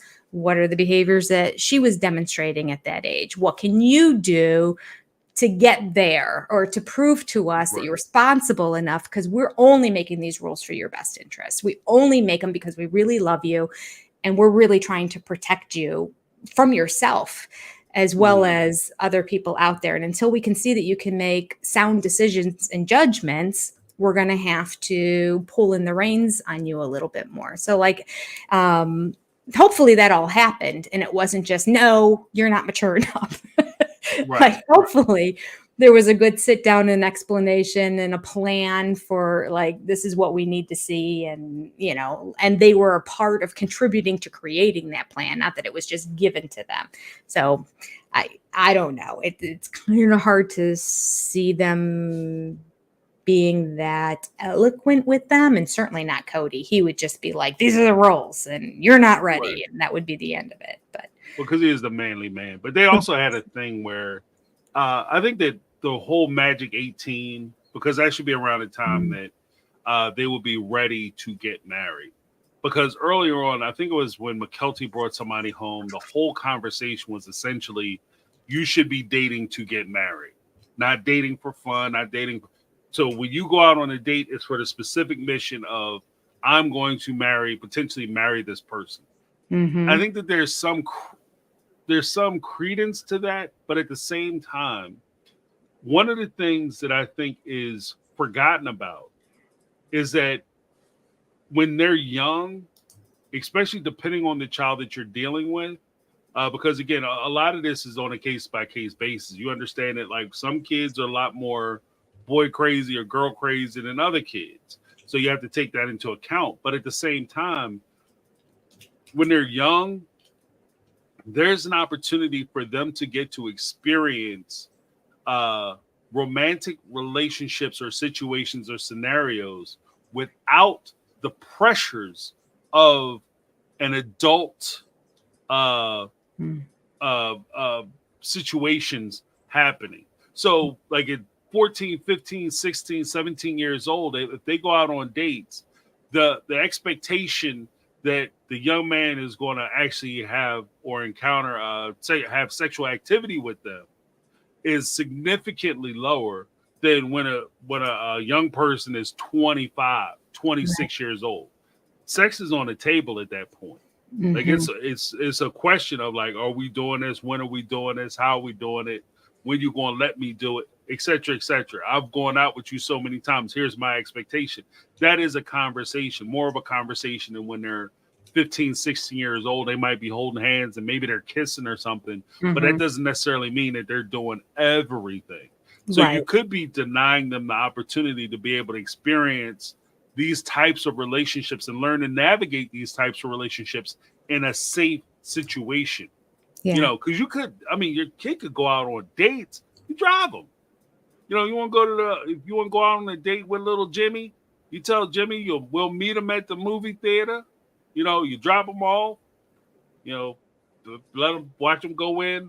Maybe buy your ticket, go sit in the back of the theater. I don't know, depending on how crazy y'all with it. But give them that opportunity. If you trust them, if you don't, then you don't. Right. You know. True. But Teresa Skinner with the 49 super sticker. Thank you, Teresa. But fantastical. Teresa Skinner in the house. Yeah, because she talks about like how they punish them. But again, they did talk about like the problem with the sex stuff. I did think it was interesting the way they talked about it. It said Mary wouldn't let the girls buy the shirt. Wait. Oh, Mary wouldn't let them buy the shirt. Janelle wouldn't notice the shirt, the low skirt, unless it was unbelievably drastic because Janelle was from the world. Janelle is from the world. She knows what it is. Yeah. Which probably created problems with I can see her face. Maddie. Yeah, because she probably got away with a lot more than McKelty could. Right. Yeah. And she's walking around with it, and McKelty tried to do the same thing, and all of a sudden she's in trouble. So I'm sure. And apparently Aspen too. She said Aspen and McKelty were both pushing the boundary. So I wonder if Maddie was like, well, I can. So right. And that's a natural thing, especially as young folks start to understand the power of their sexuality. Because it's a powerful thing. Like it's a very powerful thing, and you realize it's so much, especially at that age. You realize so much vacillates on your sexuality. Yeah, it does seem like a lot, and just learning to master that and navigate that world, I think, is important as well. Yeah. So it's not just a matter of you teaching them how to keep it from somebody, but you teach them how to exist in their bodies. Yeah. You know. Yeah. But my favorite part was where it says Robert would just give them a lecture on purity. I know. I laughed out loud when I read that. It was almost. And shots fired on that one. That was shots fired. What season did she do the purity speech? Had she already done the purity speech at the point that this book came out? No, that wasn't until later. So this was an MO. All right, this was her MO talking about purity. Interesting that she would pull that out that early on, knowing her background. So she must have that was her mantra that she was going to stand by, because she was a woman who got pregnant before she ever got married. And she's a woman who's coming in as a divorced woman as well with kids. So in order to defend that, she's going to stand on the platform of purity. Right. So that is interesting. Yeah, I think that's a source of overcorrection though. Yeah. I think that, you made, things happen, decisions were made that probably weren't the best, but don't scare your kids Yeah. away from. And that's one of the things that that's at the root of my big disagreement with a lot of the approach that they use, especially for the young ladies, is that instead of teaching them to embrace their sexuality, you're teaching them to be afraid of it. It should be something that you avoid. It should be something that you try to hide back and repress. And this is, like I said, the difference between, because you're not saying that to the boys. That you should be running away from your sexuality. You should only be trying to do this when you're trying to make babies. And you know what I mean? Like, that's not something you're doing for them. So it's weird to me that they're pushing that on these young ladies. Yeah. I can appreciate that. Was it Lynn Skinner or was it Teresa? I think it was Teresa, maybe. Yeah, Teresa Skinner. I got two Skinners in here. Teresa Skinner said they also wanted to dress like their peers in school. And I have to say, I did the same thing. My mother was so strict on what we could wear when we went to school. And I went to a Lutheran school through 8th grade. And then I went to the public high school. Now, all through that time I was at the Lutheran school, there were no uniforms that were there. And I don't even know if there was a dress code. It wouldn't have mattered in my family anyway, because my mother was so conservative on what we could wear. But one of the things that she would say is we were never allowed to wear jeans to school. It wasn't appropriate. Wow. Okay, we're in the 80s now. So I'm like, everybody's wearing jeans. What are you talking about? And there was no such thing as like trendy, cool dress up clothes. You know, it was just, you're either in athletic wear and workout Jane Fonda kind of stuff, or you're in big sweatshirts and jeans. And so, and of course, while I was in school, we went through the phase of very, very tight jeans to all of a sudden the really, really baggy jeans. So like I was there sort of like in my high school into college. By the time I got to college, they were all the big baggy jeans. And prior to that, it was the really tight jeans. So I couldn't wear them ever all the way through 8th grade. And then I went to a public high school and my mother still refused to let me wear jeans. So what would I do? I had my Jordache jeans rolled up, my one pair, because who needs more than one when you can't wear them to school? You know, you know, and by the time you get home, you're just lounging around the place. It was like when you'd go out with your friends on the weekend every now and then, roll them up in the bottom of my backpack, walk the 2 miles to school every day, make sure I left early enough that people wouldn't see me in my dress slacks. And I'd get into the bathroom, put on the Jordache jeans, go through the day, and then be late going home. My mom was at work at that point. And so the majority of the kids were out of school because it was a large public high school too. Needed the majority of the people who would know me gone, or anybody who would see me on the walk, because I had the two-mile walk home. So all these people are going to see me too. And I didn't want to be wearing completely different pants, but I also didn't want to get home and run into my mother. Right. You off from work? Right. How'd you get home already? And she would come home pretty close to when I got home from school. Like usually there's enough time, but there's always that fear she's going to leave a little bit early. So I can sympathize with them in that regard. Of you're in a situation, you're in a public school, and everybody's dressing this way, and your parents are saying, well, yeah, but no, not you. We're going to have different requirements for your attire. Why? Right. I mean, I gotta stand out. Yeah. The Jordache jeans were really tight. Because that was the thing. Yeah. That was the thing. Well, you got caught there and asked why you wearing your play clothes. Remember that was the thing. Like, yes. Why you wearing your play clothes?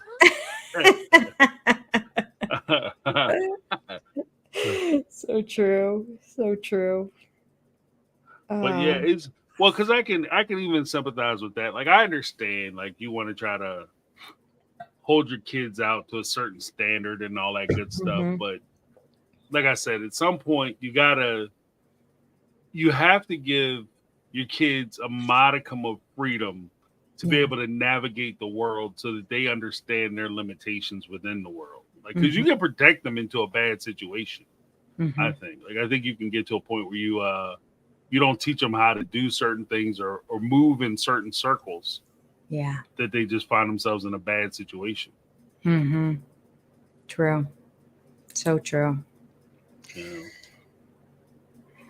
I found interesting going on in this chapter where how Christine says, over the years, Janelle and I have developed a symbiotic relationship in which we naturally gravitate towards helping each other out. And she goes on to explain how, like, she cooked for the kids while she was at work, and, and she would handle finances and everything. And that they just really developed a system that was a well-oiled machine between the two of them. And then we go back to Cody, season 18, complaining about the fact that Christine is getting together with Janelle, maybe even season 17. But that she's spending all this time with her and she never liked her. They never got along. They weren't like, no, she would say something negative about her, as you would any sister or any friend that you're spending that much time with. That, yeah, at times you might complain to behind closed doors, assuming everything was on the down low, which we find out later it wasn't. Cody was going and blabbing to the other wives, but they thought it was a safe place to just kind of let it out so that they could move on with the sister wife. Yeah, it's not worth creating a friction and problem with the sister wife. It's not that big a deal. Let me just complain to Cody. I'll get it out and it'll be fine. Well, then he eventually starts whispering and talking to everybody else and causing all kinds of problems. But we read back here in the book, this is after season 1. This book came out around season 2. Janelle and I have developed a symbiotic relationship in which we naturally gravitate towards helping each other out, and then goes on to expand and explain it. So she's saying, right her own words, no, we've been friends for a long time. And actually, after the fallout with Mary that they both had, then they kind of gravitated to each other. And she goes on to explain, we each have 6 kids. We, they are the same ages. We're experiencing the same kind of things. And yet I don't want to go to work full time and she doesn't want to be home full time. So this is all just working out perfectly, which then, and I don't know if you want me to jump here yet, or we could save this to yeah, that's fine. Okay. With her mentioning that, okay, so now they're in Vegas and they're in the rentals when she wrote this book. And she says, looking into the future, because they hadn't found the property yet at the point that they're writing. It seems pretty clear in the book that they're all in the rentals. They're just in rentals. They're trying to find that perfect situation where, maybe they could find houses together in a cul-de-sac, or maybe they could find a big home somewhere, which they're not going to find in Vegas. But they're trying to figure out what to do and what to find. And this is what she writes. Looking into the future, I would like to move back into a house with a sister wife, which is like shocking in and of itself because she's so anti-sister wife. But she explains, she goes on to qualify. I can't believe this is in the book. All these seasons, I did never read this book. Never got it from the library. No, I'm just so mad at myself. All right. She goes on to say, I miss the communal aspect of our plural lifestyle. And I totally get that, because they really did work symbiotically, as she puts it, together. And she says, recently, Janelle and I have been looking for houses together. I was like, what? Right. You and Janelle were looking for houses together. And then she goes on to say, we are a good team. She is practical and can take care of the finance, administration, and bills, while I can take care of the cooking, cleaning, and crafts. And so she, like, in case there's any confusion, like, oh, maybe she really meant it, because she goes on to say, our 2 groups of 6 children are all close in age and would absolutely love to be under one roof again. Right. So they were trying to look at that time. This is the situation. Cody was so upset, like at Christmas, when like they were going to get together, because that's 12 of the kids all together, which is essentially the majority of the family. All the way back then, the 2 of them were looking to maybe just move in together. And then she goes on to say, it's, probably not going to happen, simply because they would need 9 bedrooms in order to be under one roof, which in Vegas would literally just be a mansion, because they're not making Plig style homes. And she said, it helps that both Robin and Mary like having their own space, and they prefer to have their own houses. Right. Boom, right from the beginning, she calls Robin out. And we knew that Mary really enjoyed her own space. She said it multiple times on the show. But she calls Robin out right from the beginning. Robin wanted to have her own house, which is probably explaining the fact that she wouldn't move in with them in the Lehigh house either, which we all Right. knew. But like Christine really she calls her out right here and says, Robin wants to have her own house. End of story. So Janelle and I might look for our own house. Well, Cody would have never allowed it to happen because that really would have been the family house. And then there would have been Mary and Leon being older wasn't going to be around long. And then Robin separate from the rest of the family. And I think he really wanted each of them to be separate because Robin wanted her own place. Let me put everybody in their own place. So we don't have the family together and Robin separate. We keep everybody separate from each other. I just found that fascinating that she wrote that in the book. I think that she said so much with that. Did you all know that? Did you all know that Christine, I mean, I guess if you haven't read the book, you wouldn't know, but that Christine and Janelle were like moving in together? Yeah, I didn't know she had considered moving in because there was a point where, because there's a couple things. The first thing is when Christine gave such strong protestation against moving in with the family again, moving under one big roof, there were a couple points that she made. Like if you really listen to what she said, what she was complaining about was, one, I don't want to have a situation where I'm sitting here looking at functional marriages, a functional marriage, talking about his marriage with Robin, and I'm sitting there jealous because I don't have that. The other part of it was, I feel like for the first time, this is something she said, I feel like for the first time, I'm a good mother. And it kind of struck me, like when she said it, was like, wow, Christine has been the mom of the entire family the entire time. So for her to say or take the position that, this is the one time she feels like she could actually be a good mom, what does that mean? And I think that if you pair it out, there was a story I was watching. I think it was either a play or maybe a movie, but there was it was a book. It was a book. There was a woman who was an Irish woman who was taking care of her lord's children. Like she was a nanny. And she had just had a baby, so she was full, and she was able to breastfeed. And so as part of her responsibility, she would take her lord's child and feed that baby first. So that baby would get the good milk, and her child would get what's left. And by her spending so much time with the Lord's child and feeding that child grew up to be big and strong, where her child grew up to be sickly. You know what I mean? And I think that in some respects, that's kind of maybe the way Christine perceived it. She spent so much time nursing and taking care of other people's children that she felt like she was neglecting her own.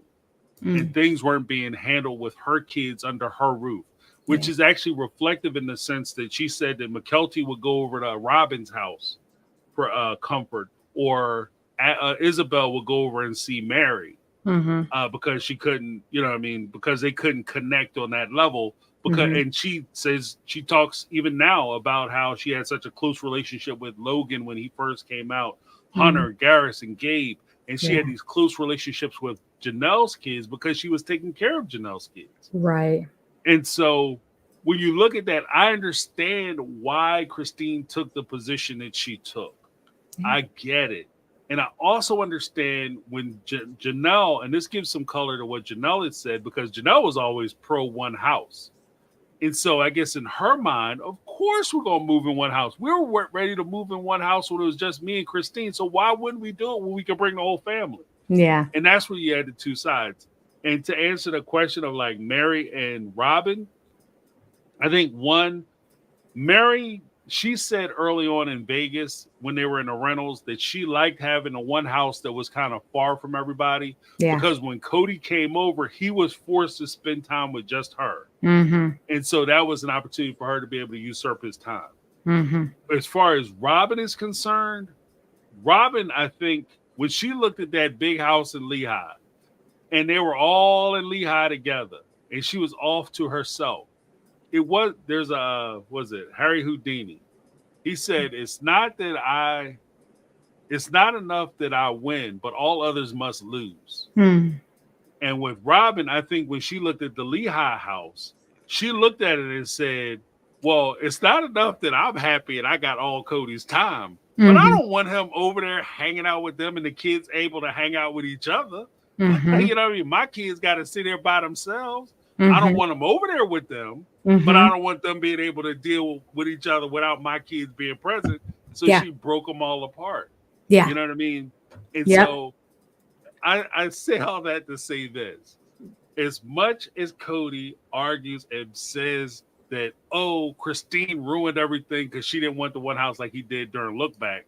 Oh, I wanted the one house and she absolutely wouldn't do it. She flipped out and I literally said to her.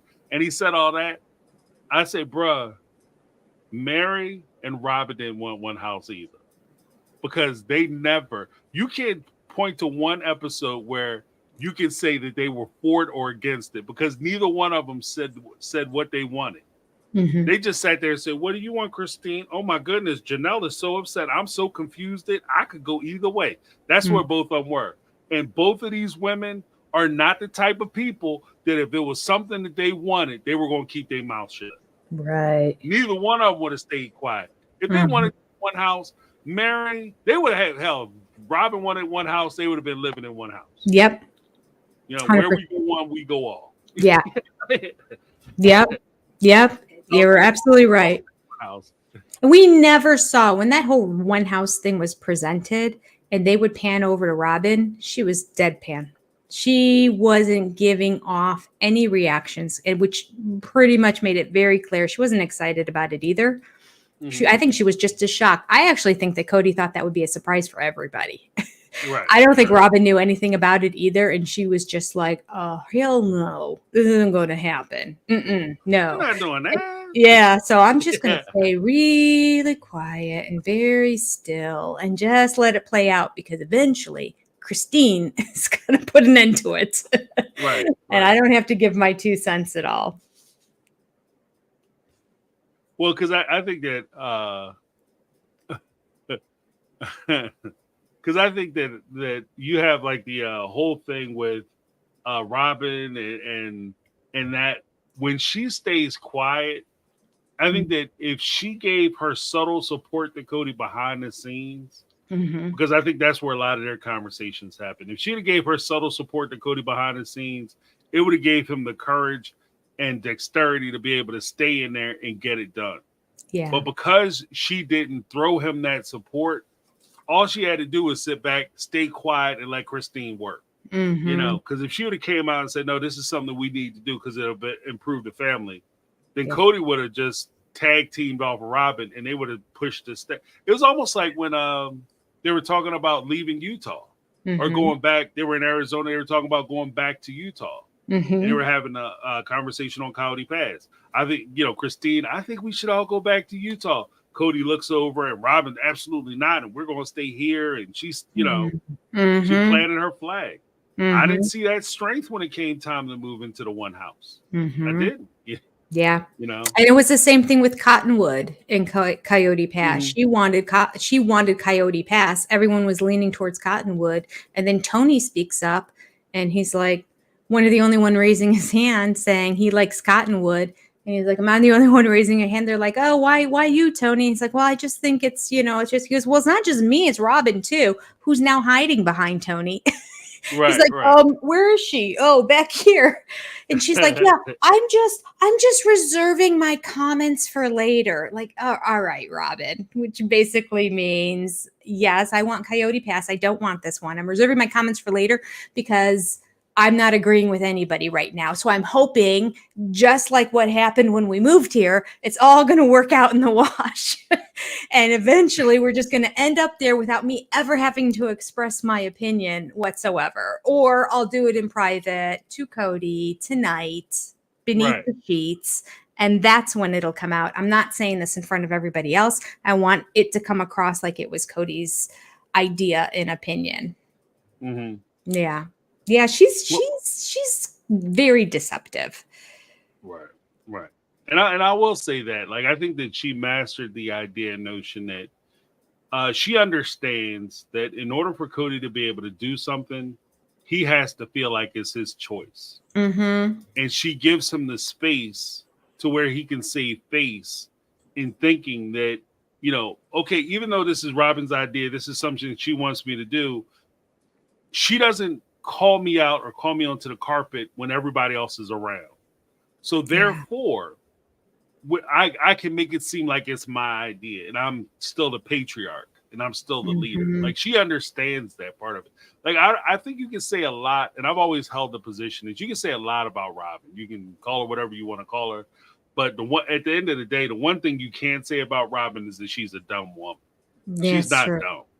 Mm-hmm. She's street smart. Sneaky, right? Conniving, Mm-hmm. manipulative, sure. Dumb, Mm-hmm. not at all. Like, she's not a dumb person. Don't Mm-hmm. underestimate her because she'll get you. Yeah. And I think Yeah. that's part of it too. True. So true. Yeah, but did you have anything else for the chapter? I think that was everything. That is, I think, all. Yep. No, that's all I have. Oh, okay. Those are all my notes. Yeah. So overall, what did you think about the like a summation, I guess? What did you think about the chapter from Christine? It was good. I liked it because I was so disappointed in Janelle's last week that I appreciated this. I appreciated some details I didn't know before. That's what I love about it. When I read something that I'm like, I had no idea.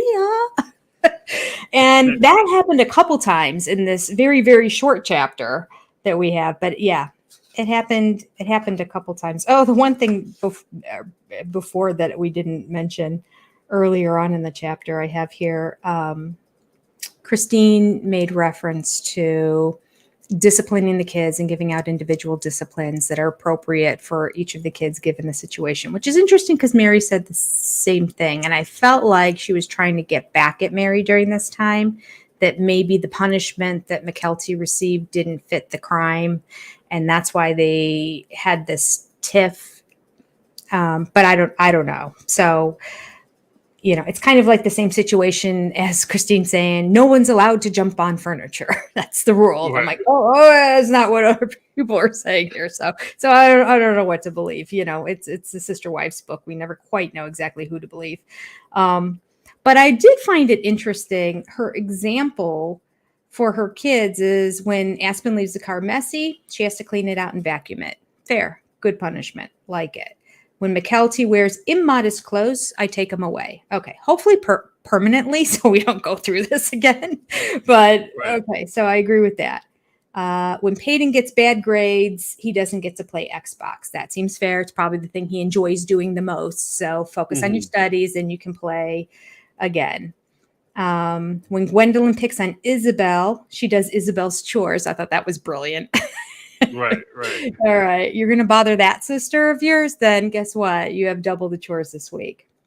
But then the last one, she says, when Isabelle is a brat, which is, I guess, Christine speak, but I don't think she should have put it in the book. I don't think she should have written it. Like if you know her and the way she talks, you can get it. But like, I didn't appreciate that she put that in writing. Like when Isabelle reads that, come on. She said she can't spend time with me. Wow. And I just thought that just hurt me to the core when I read it, because Isabel's the one who doesn't get along with her that much and is always wanting to spend time at Mary's as it is. Right. So like, I don't feel like the punishment fit the crime in that situation. Like you have a child that you're struggling to connect with and who's wanting to spend a lot of time with another mom and is saying all these positive things about her and how she wants to live there and how, everything is great over there. And I love Mary. And then to give her the punishment when she's misbehaving in your house that she can't spend time with you, I just didn't understand. And I'm like, there has to be, don't spend time with Mary. Right, right. We're going to work through this, kid. You're not going to Mary's tonight.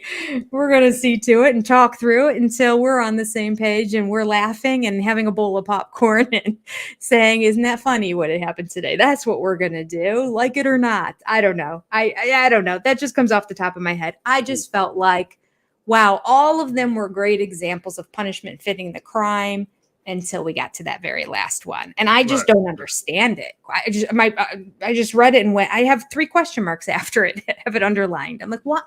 Why? Where do you get that from? How? Why? What is your motivation? Isn't that going to make things worse between the two of you? I don't know. Know. Well, because I think that, big shout out to Tanya Johnson, $1.49 super sticker. Thank you so much. Tanya. I will say this. I think that there's a sadness in the point of when Christine says that, I withhold my time, attention, affection, or whatever. Mm-hmm. It struck me when I first read that, that's exactly how Cody punishes her. That's so true. You know what I mean? Like the parallel of it. Like that's how he punishes her. So when she resists him or she doesn't give him what she wants, that's when he came to her and said, "I'm not coming over your house. We're not going to have an intimate relationship anymore. If you don't want to do what I want you to do, then we're not having an intimate relationship. I'm not going to spend time with you and give you the pleasure of my company." And so, like those types of, I think those like, I just get the feeling like that type of punishment is kind of a holdover from the involvement of how that culture works. Mm-hmm. Like it's almost like I guess it's a de facto shunning, if you will. Like I'm going to shun you, I'm going to disown you, I'm going to disassociate myself from you until you get on the page I want you to be on. Mm-hmm. And I don't think, and like what you were saying, I totally agree with that. I think that that's a completely inappropriate way to do it, and I don't think that there's any productive outcome that you're going to get from ignoring your child or saying you can't spend time with me. Like it's not, you're not building bridges. Like if anything, you want to try to pull them in, like you said, you want to make them closer to you so that you can explain your perspective and try to get them to understand why you're doing what you're doing and why you need them to do a certain thing or not do a certain thing.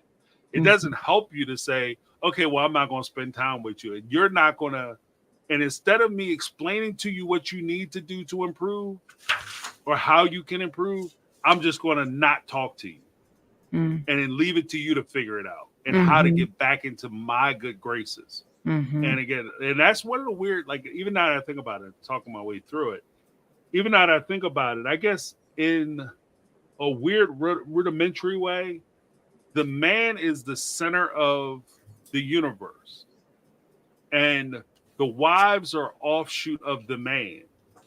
And so the wives are the man's satellites, whereas the children are the wives' satellites. So the children float around the wives, and the wives float around the man. And even the way Cody addresses or even deals with the kids, you can see it in some of those, or at least on television. You can see kind of that it's reflective in that because he doesn't really necessarily deal directly with the kids as much as he deals with the wives and even how he talks about them. Logan, Janelle's kid. Aspen, Christine's kid. Like it's not our child or our children. It's this one or that one's kid. You know what I mean? So they're going around them. And so the same way he would cut the wives off, the wives will cut the kids off. In a weird way. So that totally makes sense. That's the environment she was in for all those years. So by the time Isabelle was fine when she was really young. So it was really when she started hitting, 12, 13, 14, that things became more difficult. Well, that's how many years of Christine being underneath Cody and learning that kind of punishment and for her. And you do what you're raised with so often, even if you don't like it, because it's unfortunately kind of becomes just part of you. Right. It's hard to break cycles. It's a good point. Yeah. And it is sad too, because the craziest part about it is at the end of the day, you could even make the argument, you know how it feels when it happens to you. So why would you do that to somebody else? You know, but there is another saying, like, hurt people hurt people. And so you experience that pain and that suffering, and you know that it has some corrective ability, because it forces you to correct your behavior because of what happens when you argue with Cody and he doesn't come around. You know it works. So you try to implement that same tactic, not recognizing the damage that it's causing in your relationships. And again, I think it's I like what you were saying, like it is a sad situation. Like it doesn't make me like, well, that's funny. Like it's terrible. Like it's a terrible thing. Yeah. To do that to your kids. Yeah. Yeah. I can't imagine. That would have totally worked with my second child, though. Let me tell you. He was like connected to my hip. I would have said, "You don't get mommy time today." Right. Guaranteed. What have I done? You know. My son was bouncing off the walls. He would have been like, "Okay." Right. Cool. I get no more stuff. You have too many rules anyway. Right. Get in more trouble. You know, and one of the, and actually, ironically, and I'm glad it didn't work out this way for Christine and Isabel's relationship, because they did spend a lot of time with each other, and she did reconnect with her. There's a couple things there, but first thing, you know, one of the sad parts about it is that when you're training them to response. So there is an argument to be made that if you do your kids and you teach your kids that you can disconnect from them, what you're also teaching them is that they can disconnect from you. Kind of what happened with Cody and Christine. Cody thought he was punishing, and I'm sure that's a trick he used for years. Yeah. But he used it one too many times. And in that last time he used it, all of a sudden he got his stuff packed in the garage. You know, and a weird thing, I'm sure it didn't feel this way at the time, but a weird thing is during COVID, where Christine had to deal with Isabelle and her kids by herself, it also opened another doorway where Christine was given the opportunity to support her daughter without question. You know what I mean? Cody was saying, like, for the surgery, oh, she doesn't need to go. She can hold off. She can wait. She can go by herself. And Christine put her foot down and said, she is going to get the surgery, but she's in too much pain. 2, she's not going to sit here and suffer. 3, there's no way in hell I'm putting her on a bus by herself and she's going to do this alone. I don't care what you're saying. Yeah. And at that moment, she stuck up for her daughter in a way that I think, with a voice and power that Christine may not have shown before. And that in itself may have bonded the two of them closer together. Yeah, I believe that, because didn't it seem like from that point on, they were really close? And I think from that point on also, Isabelle was really done with her dad. Like that was kind of, and they were close. Like she, you know, they were early on when she was younger. She spent a lot of time with him and on his lap and around him. And I think that they had a tight bond. And I feel like that was pretty much the end of it. And of course, Isabelle's old enough at that point too, that she was seeing what was going down between her brothers and Cody. And she was seeing also how he wasn't coming over and, you know, how he was over, you know, so she was putting 2 and 2 together probably for a while. But yeah, you're absolutely right. It was that opportunity for her to see when push comes to shove, who's the one who's really there for you in the end. And yeah, that was her mom. Yeah. Well, because it's that, you know, people say a lot of things, you know, well, my child, I would do anything. And ironically, and I've said that before, like the crazy part is that when Cody, because I've talked about like the whole sex conversation, you know, and guys will always have that thing that if a guy comes around, young man come around, I'm gonna threaten to do this and I'm gonna threaten to do that and I'm gonna scare him and blah blah blah because I would do anything for my child. I would go to prison. I would live or die for my child, whatever. And in that next breath, you say, well, you would live, die, or go to prison for your kids, especially your daughters, because you're the protector. I'm watching season 2, episode 9, where Cody's sister says, I'm the father, and it's my duty from God, and I have to answer to God if I don't take care of you.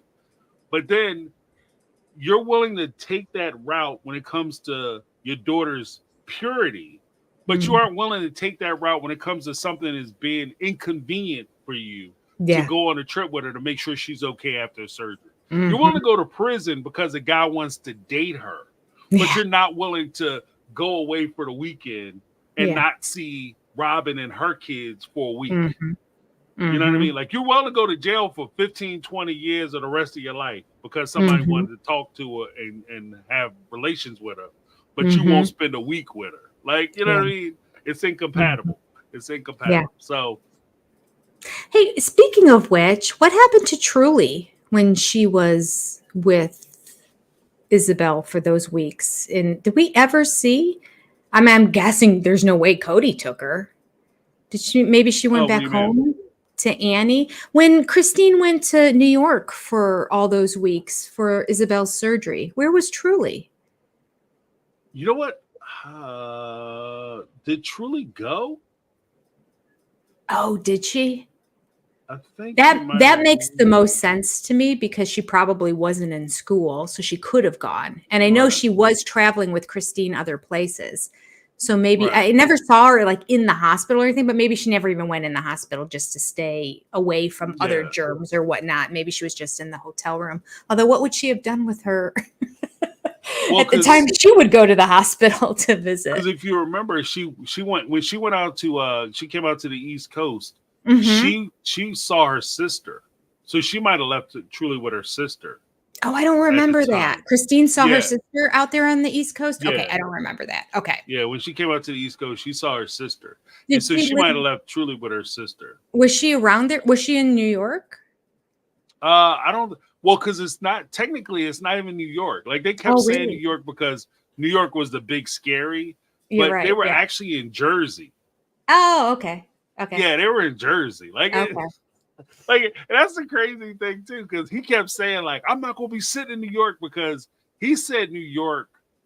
And this is an argument tactic that I've seen like before. Like you use New York at the time was one of the hot spots during COVID, if you recall. And that's where like a lot of casualties happen because New York is packed tight. Yeah, if you ever been to New York, you go to the McDonald's, just like some of those European countries and how they went widespread through there because they were so compact. Right. They're on top of each other.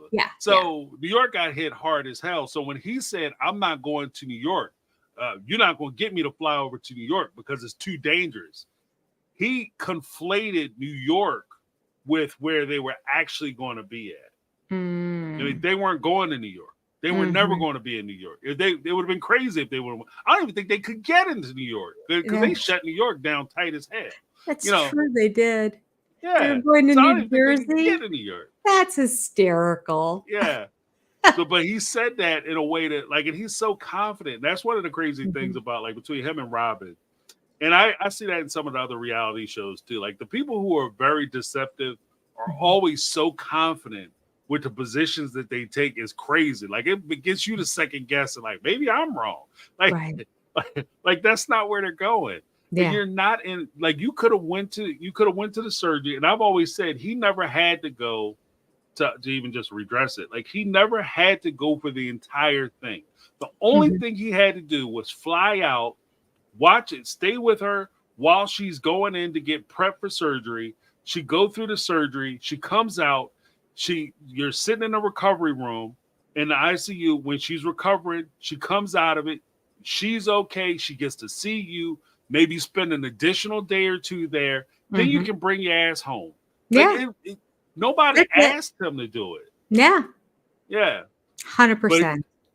But he took it to like, oh, I'm not going to New York.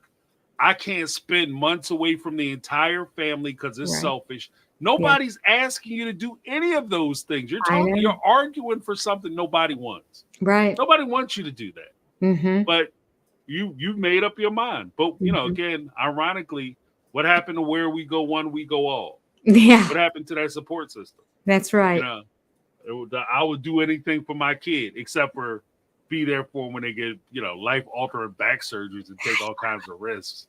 I know. Yeah. Yeah, that was a shocker, that whole episode. There's no way he was coming back. There's no way he could look good after that. There's just absolutely no way. And all those excuses, like you said, you just read right through them. You're just looking at the television going, what are you talking about? Mm-hmm. What are you talking about? Like, it's maddening sometimes to just watch the show and just be like, oh my God. Right. What are you doing? Like you're speaking another language or something. Like that's not the topic at hand right now. It's about you just doing the quarantine period of time right before the surgery and being there for her when she wakes up from the surgery. Maybe spend the next day and go back the next day again. And then Christine will stay the next weeks for recovery and you go back home. End of story. Can't spend that much time away from my family. Right. Really and the only family he was seeing was Robin, so that's his family. Right. That was so hurtful. Oh, he's a mess. And my favorite part is like they say, Cody always takes a position and you guys just misunderstand, you conflate a bunch of stuff and you don't really know me. You said this stuff though. And whether you like it or not, you put yourself out to be judged in this way. This is what you did, and you said it. And Lizzie B said something that I've said before. I think I've said it before. Like Cody didn't want to go because he didn't want to give in to Christine, and that wasn't the point. The point was to show Isabelle some support, and I agree with that because I even held out that when he was saying to Christine that he didn't want her to go, it wasn't that he wasn't trying to support Isabelle directly. He just wanted to hurt Christine, and that was a way for him to do it. That you can't go to see her. If I can't go, if I refuse to go, you can't go. And that's very similar to what I was saying about Robin with seeing all them kids in that one big house and her and her kids are off on another house. Y'all can't all sit there together happy. I mean, well, I'm sitting here in the cut. Nope. Yeah, and that goes back to the wedding again. Oh, they had to cut him so deep to watch that. And he couldn't help himself. He watched it. Robin may not have watched it, but Cody would have never been able to help himself. He would have, even if it was in the dark of night and Robin didn't even know about it, he would have gone and watched it just to see what was going down. And he probably just was seething with anger at the whole, just to see her so happy. The fact that she got 2 episodes just for her, he's like thinking dollar signs too, and how much money she got and what this great wedding was that she got and how great it was. I'm just dying to see the recommitment vow ceremony he's going to do with Robin in the next season. And if he just did it to just try to one up Christine, like, oh, we're going to make it even better. Right. Well, you're not going to have all the kids there jumping on the dance floor. Right. Well, he'll just spend way more money, probably. He'll try to. Right. But it's the sad part is that like I know that if they would have filmed him watching it, then all it would have been was, oh, this is stupid. That's stupid. They took that from our wedding. They're trying to be like us. Every wedding is pretty much the same thing. So it's kind of weird that you would be like, oh, it's stupid. They're stealing my ideas. Yeah, everybody does that. In New Jersey, Kathy with the 499 super chat. The worst was he attended officiate a wedding during COVID. Yeah, while he's telling that broke Isabelle when she found out about that. I heard about that. And Christine also seemed like she was. Yeah, she just couldn't even believe it. I feel like Christine had. She was 90% out the door. Like, we're done. It's over when he wouldn't go to the surgery. But then when he went and officiated the wedding, she was kind of like, okay, say no more. It's not even family. Like, at least you used family, even though it wasn't your whole family and it was your special privileged family. But this isn't even family. So I'm out of here. We're done. I Yeah, was just thinking the other day too, like my daughter is going out of the country with her husband for 10 days. And right away, I'm like, well, what do you need done? Do you need them, do you need the lawn mowed? Do you need that? I'm going to go cat sit for 10 days. I mean, you do what I'm like, she could have found a cat sitter from somewhere, but she just recently bought a house. So she's in a new area. It's not where it's 35 minutes from where her apartment was before. So the cat sitter was part of the other apartment complex. So now she has to find somebody and she doesn't know anyone in the area. I'm like, I'm coming down. I'll just stay at your house. I'll make sure it's safe. I'll, put the lights on and people see that somebody's home, and I'll mow your lawn or whatever you need done while you're there. I'll probably paint a room or something because it's a new house. So do something to surprise them while they're gone. But yeah, isn't that supposed to be the natural instinct? It's like, oh, you're worried about what to do with now the house that, when you're going to go out of town, sign me up. I'm there. So my other daughter, her apartment is flooding, and now they have to move apartments on the other side of the complex. And I'm like, well, what weekend? Let me know. I'm marking it off. So just tell me, as long as I don't already have one of my events planned that I do for another business, I'm there. Just tell me as soon as you can, and I'll be down there, because that's what you do for your kids. Right. That's what you do. And those are menial things. That's moving because of an apartment that's flooding, and that's a cat that needs to be attended to. So a surgery, I mean, I can't even wrap my brain around it and fathom. You'd need Iron Man to hold me back. And Captain America. To keep me from going to that hospital and being there during one of my kids' surgeries. Unbelievable. Yeah, I said the same thing. There's no way I would have missed that. Especially you might, there's not a strong chance, but there's a possibility that, she could walk in and roll out, Yeah. like something could happen, and that could be it, because they're operating on her spine. So yes. Like it's not like it was she was going down to get Botox injections. Like she's going to get legit surgery, like real surgery. And the whole notion of it is, and what bothers me the most, and this is kind of floating on the idea that, again, the children float satellite the mothers, and the mothers satellite him. His whole thing with Isabelle and the way he was treating her or mistreating her, I think, was rooted in the notion or idea that he wasn't getting along with Christine at the time. And because he wasn't getting along with Christine, he knows that Christine cares about her children.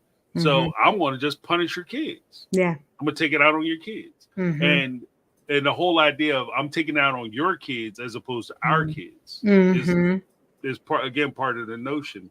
And that, in addition to the fact that, I'll take it out on Isabelle, but how mad could you possibly be? Because, again, like, one of the weird things about Cody is that even when he talked about Christine and Janelle having disagreements, they may have had disagreements where they, talk crap about one another here and there. But he took those one or two, those few times that they talk crap about one another and defined their entire relationship on those things. Yeah. So because she might have had difficulty with Isabelle, it's very possible in my mind he may have defined their whole relationship based on the disagreements that she had with Isabelle. She doesn't even really get along with Isabelle, so she don't care. Right. You know what I mean? Like, it's weird. Like, it's just weird to me. Yeah. He probably thought he was going to be able to control that whole narrative. And by him deciding not to go, then Christine wouldn't go, and Isabelle will just be able to wait, or I'll just throw out like crazy things. Can't she just go by herself? Or, oh no, we're just going to hold off, and he didn't want to pay for it. And I guess in the end he didn't, right? Didn't she do a GoFundMe to pay for that surgery? Yeah. Well, because the mothers a lot of times will be responsible for the financial aspects of a lot of the surgeries and medicals. And here's something that's a little dark. Okay. It occurs to me that Cody, in an attempt to punish Christine, and this is way dark. I'm hoping that this isn't true. Is this the darkest you've been, James? We go dark every single Sunday at one point or another. Right. I should say you go dark every single Sunday at one point or another. Like story time. Yeah, right. But it occurs to me that part of that punishment to Christine might have also been the knowing full well, because Cody tries to pretend like well, I won't say he tries to pretend. He holds out, or he contends that he didn't understand how bad Isabelle was hurting. But they made it crystal clear several times. They had the time when the whole family was together, and even Hunter and Gabe and Garrison were sitting there saying that she's on the bus crying because they go over a bump and she can't take it. She's crying all the time because she's in so much pain. She's being tortured. And there is a part of me that wants to consider the idea notion that he may have been okay with the fact that she was suffering, because her discomfort and her pain would have been something that Christine had to deal with, because he wasn't going over there to the house. He didn't have to deal with that at all. That's something that she would have had to bear by herself during that time alone. Yeah. And if she's talking about, and this again, this is crazy dark, but if she's talking about going out to Jersey to get her back fixed, that means that she will no longer have those back pains or troubles that she can't bother or play Christine with. Because you could see that, the fact that it hurt Christine, the fact that, and I get this, the fact that she waited so long to get that taken care of or addressed for her daughter, and that she suffered so much because she waited, that's something that really bothered Christine. And then to tell her or ask her to wait a little bit longer, or wait another 6 months to a year for her to get the surgery, that would have killed Christine.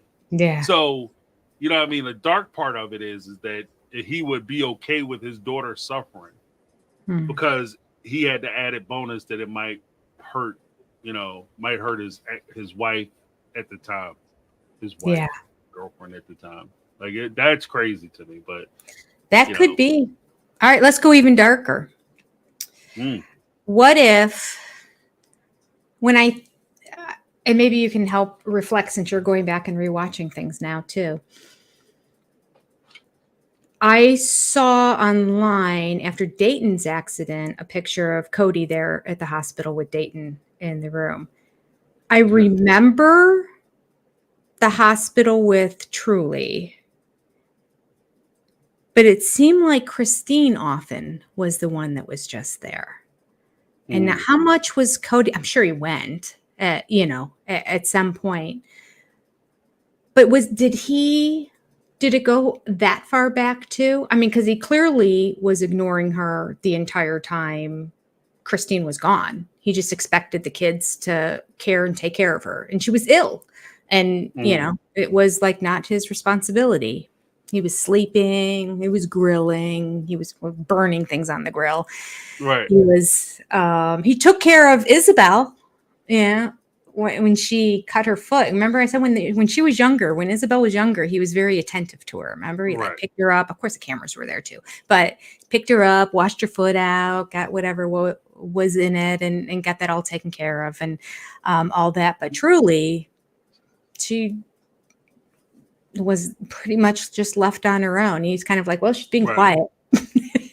Right. So I wonder if it goes back that far too. I'm really curious. How much time did he spend at the hospital with Truly, or was he back at home because Robin had youngins at home too? Right. Which would be terrible. Like it's just a bad situation, because even with Truly, like I think that it might not have been as much punishment for Truly as much as just genuinely aloof to her situation. Like he doesn't care. You know what I mean? Like he didn't care enough to make sure she was okay. Now it begs the question: if Robin's kid was sick like that, would they have been in a situation where they would have been dehydrated to the point where they had kidney failure? Right. You know what I mean? Because that's essentially what happened with Truly. Well, first of all, Robin would never let her kids out of her sight. So there would never be that opportunity. I mean, even when Truly was left behind, Robin took Solomon with her, didn't she? Yeah. On that trip? Yeah. So, she didn't, he was like in tow on that trip to San Francisco when Truly was behind. So I just can't, the opportunity would never be there when at that age for Robin to ever leave her kids because they were so connected to her hip. But she probably would have been calling in every hour. Like he wouldn't have been able to have any kind of distance or opportunity to make a decision for Robin's kids because Robin. Well, I don't think he would have the opportunity to make the decision, but if he did, then he wouldn't have. I think he would have made the right choices for her kids. So not necessarily because he loves her kids so much, but because he understands the impact of his relationship with Robin if something were to happen to those children. Well, sure, because we also see him the least connected to Dayton. Never really saw any bonding stuff on the show with Dayton at all between the two of them. In fact, he almost seemed annoyed by him at times. Not outwardly, but just sort of like he was like aloof, like he's just arm's distance. There'd be photos where he was like him and, or he'd be with the girls. And then Dayton was like a half a foot apart and standing there, like the photos were sort of like, here are me and these cute little girls. And then this guy, I don't really understand him and I don't really relate to him. But he was there at the hospital. That's the photo that I saw online was him standing there at the bed with his arm around Dayton and smiling. So he was there.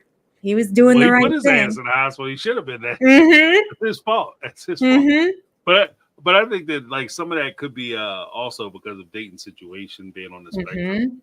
He doesn't experience the closeness necessarily, like the whole touchy-feely nature of how he approaches it. Because Cody has a very, and it's actually a little disturbing because they all have like they have poor boundaries when it comes to people's personal space.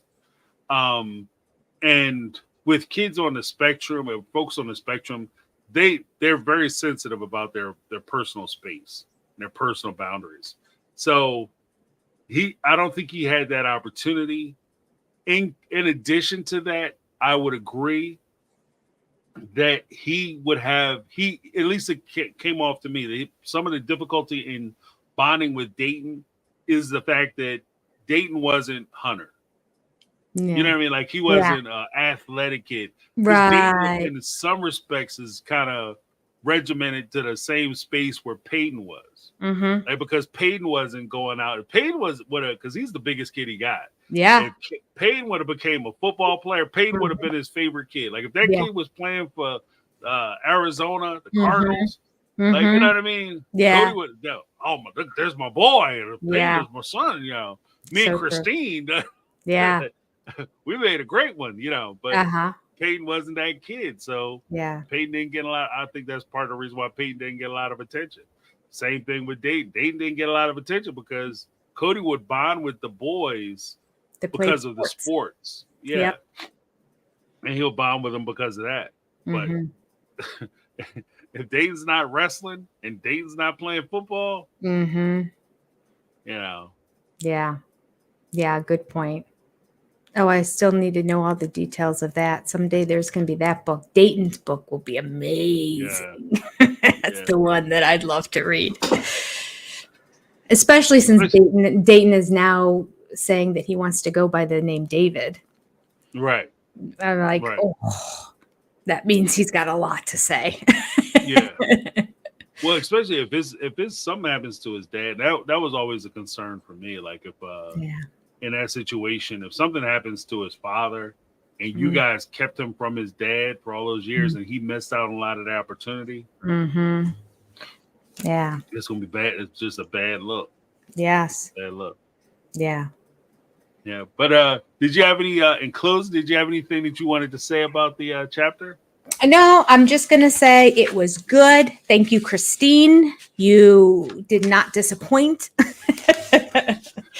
Janelle, let's take some notes from your sister wife going forward. This is how we share a little bit of dirt and how we put some messages between the lines. Loved it. And I'm looking forward to Robin next week. Yeah, Robin's going to be crazy because I think that Robin's going to be the authority well, this is how I raise the children, but Mhm. she'll take shots, but then at the same time she'll pretend like she doesn't understand she's taking shots. So I think Mhm. that just on that front it'll be good stuff.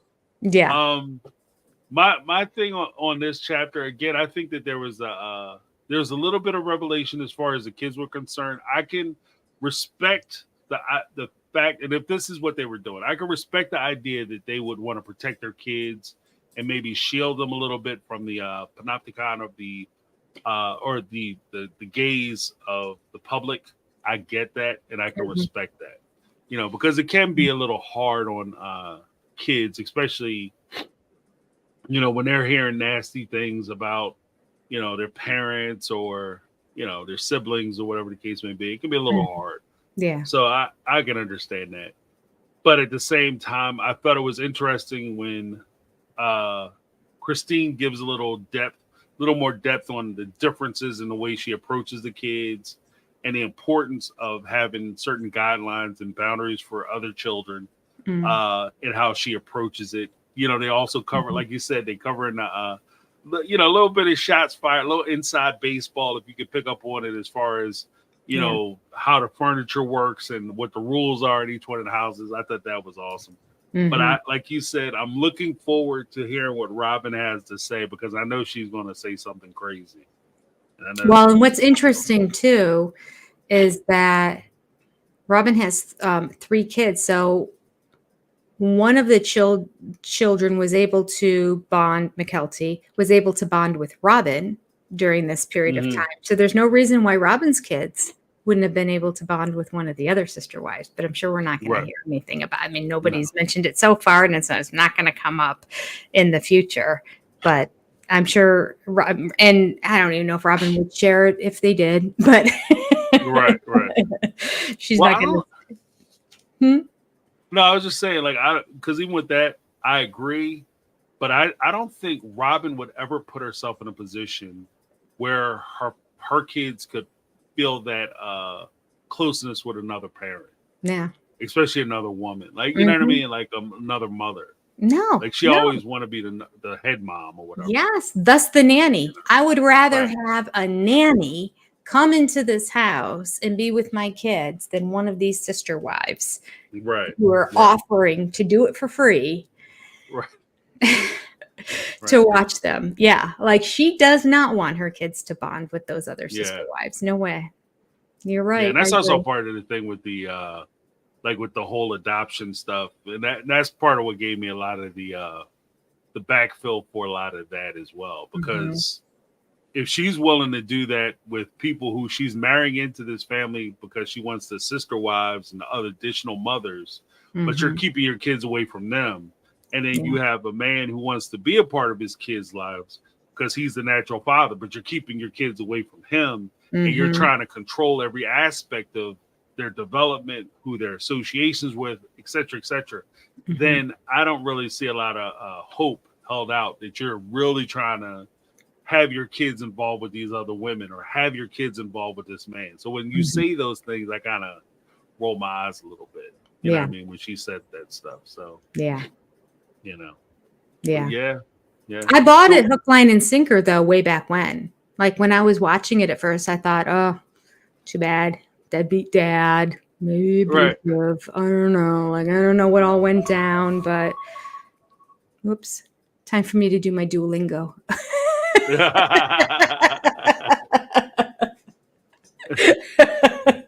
Forgot to turn off my alarm.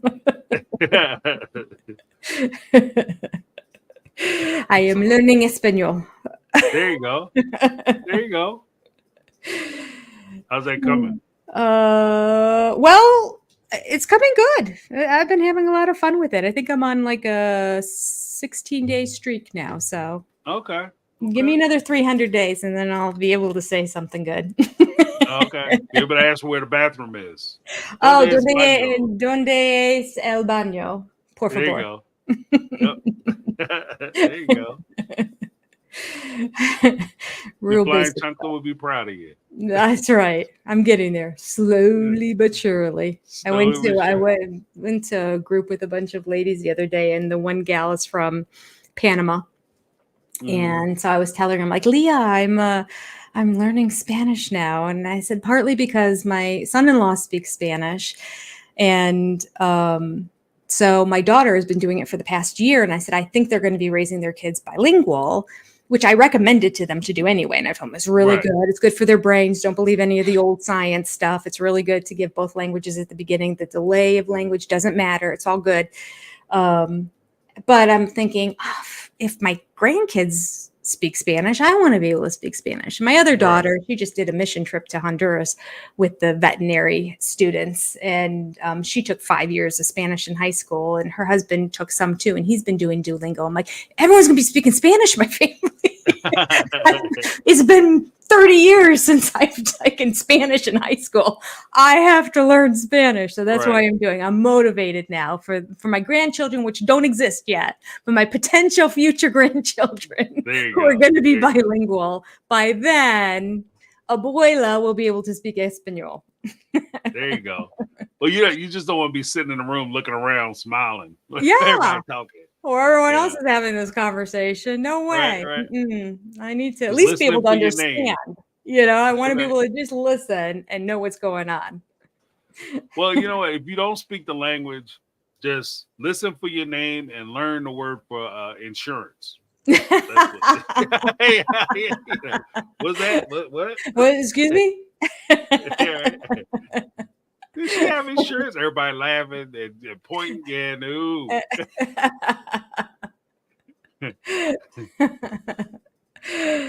It's too funny.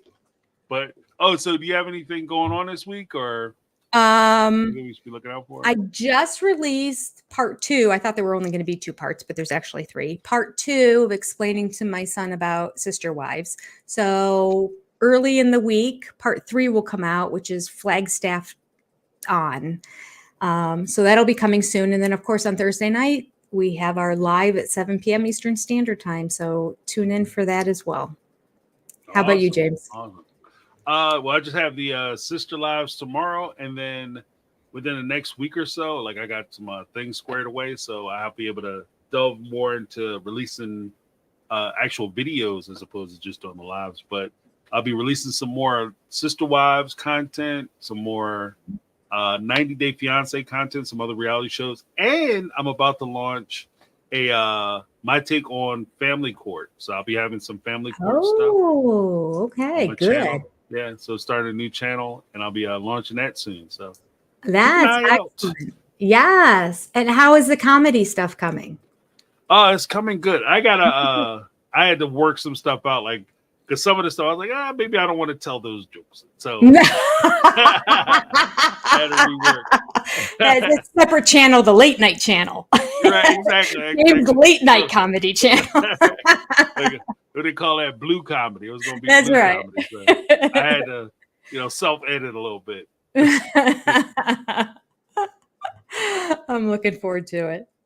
Yeah, so it should be fun. But I want to make sure we thank the mods who are in the house. I saw Lizzie B on my side, Rochelle J in the house. I think J Baby's here as well. Lynn Skinner. Over here, yeah. Also here. Did your other person show up? Nope. I didn't see him. Okay. No shame. Everybody got stuff to do. It's cool. Right. But thank you guys for holding us down on the mods tip. And thank you guys for keeping the chat super chill. Had a lot of fun checking stuff out. Somebody said earlier, like, we too deep in it. I just like to know what I'm talking about. That's all. Not too deep. I'm not sitting outside their house. That's right. I just go off what's on the show. But I want to thank everybody for coming out. That's my take. I'm James. This has been My Take on Reality, and this is Jenny with Senior Perspective. Good night, everybody. All right, you guys have a fantastic night. Make sure you tip your waitress on the way out. Hit that like button. Don't forget to subscribe to the channels if you're not yet subscribed. Thanks, guys. Have a great night, and see you tomorrow. If not, see you on Thursday.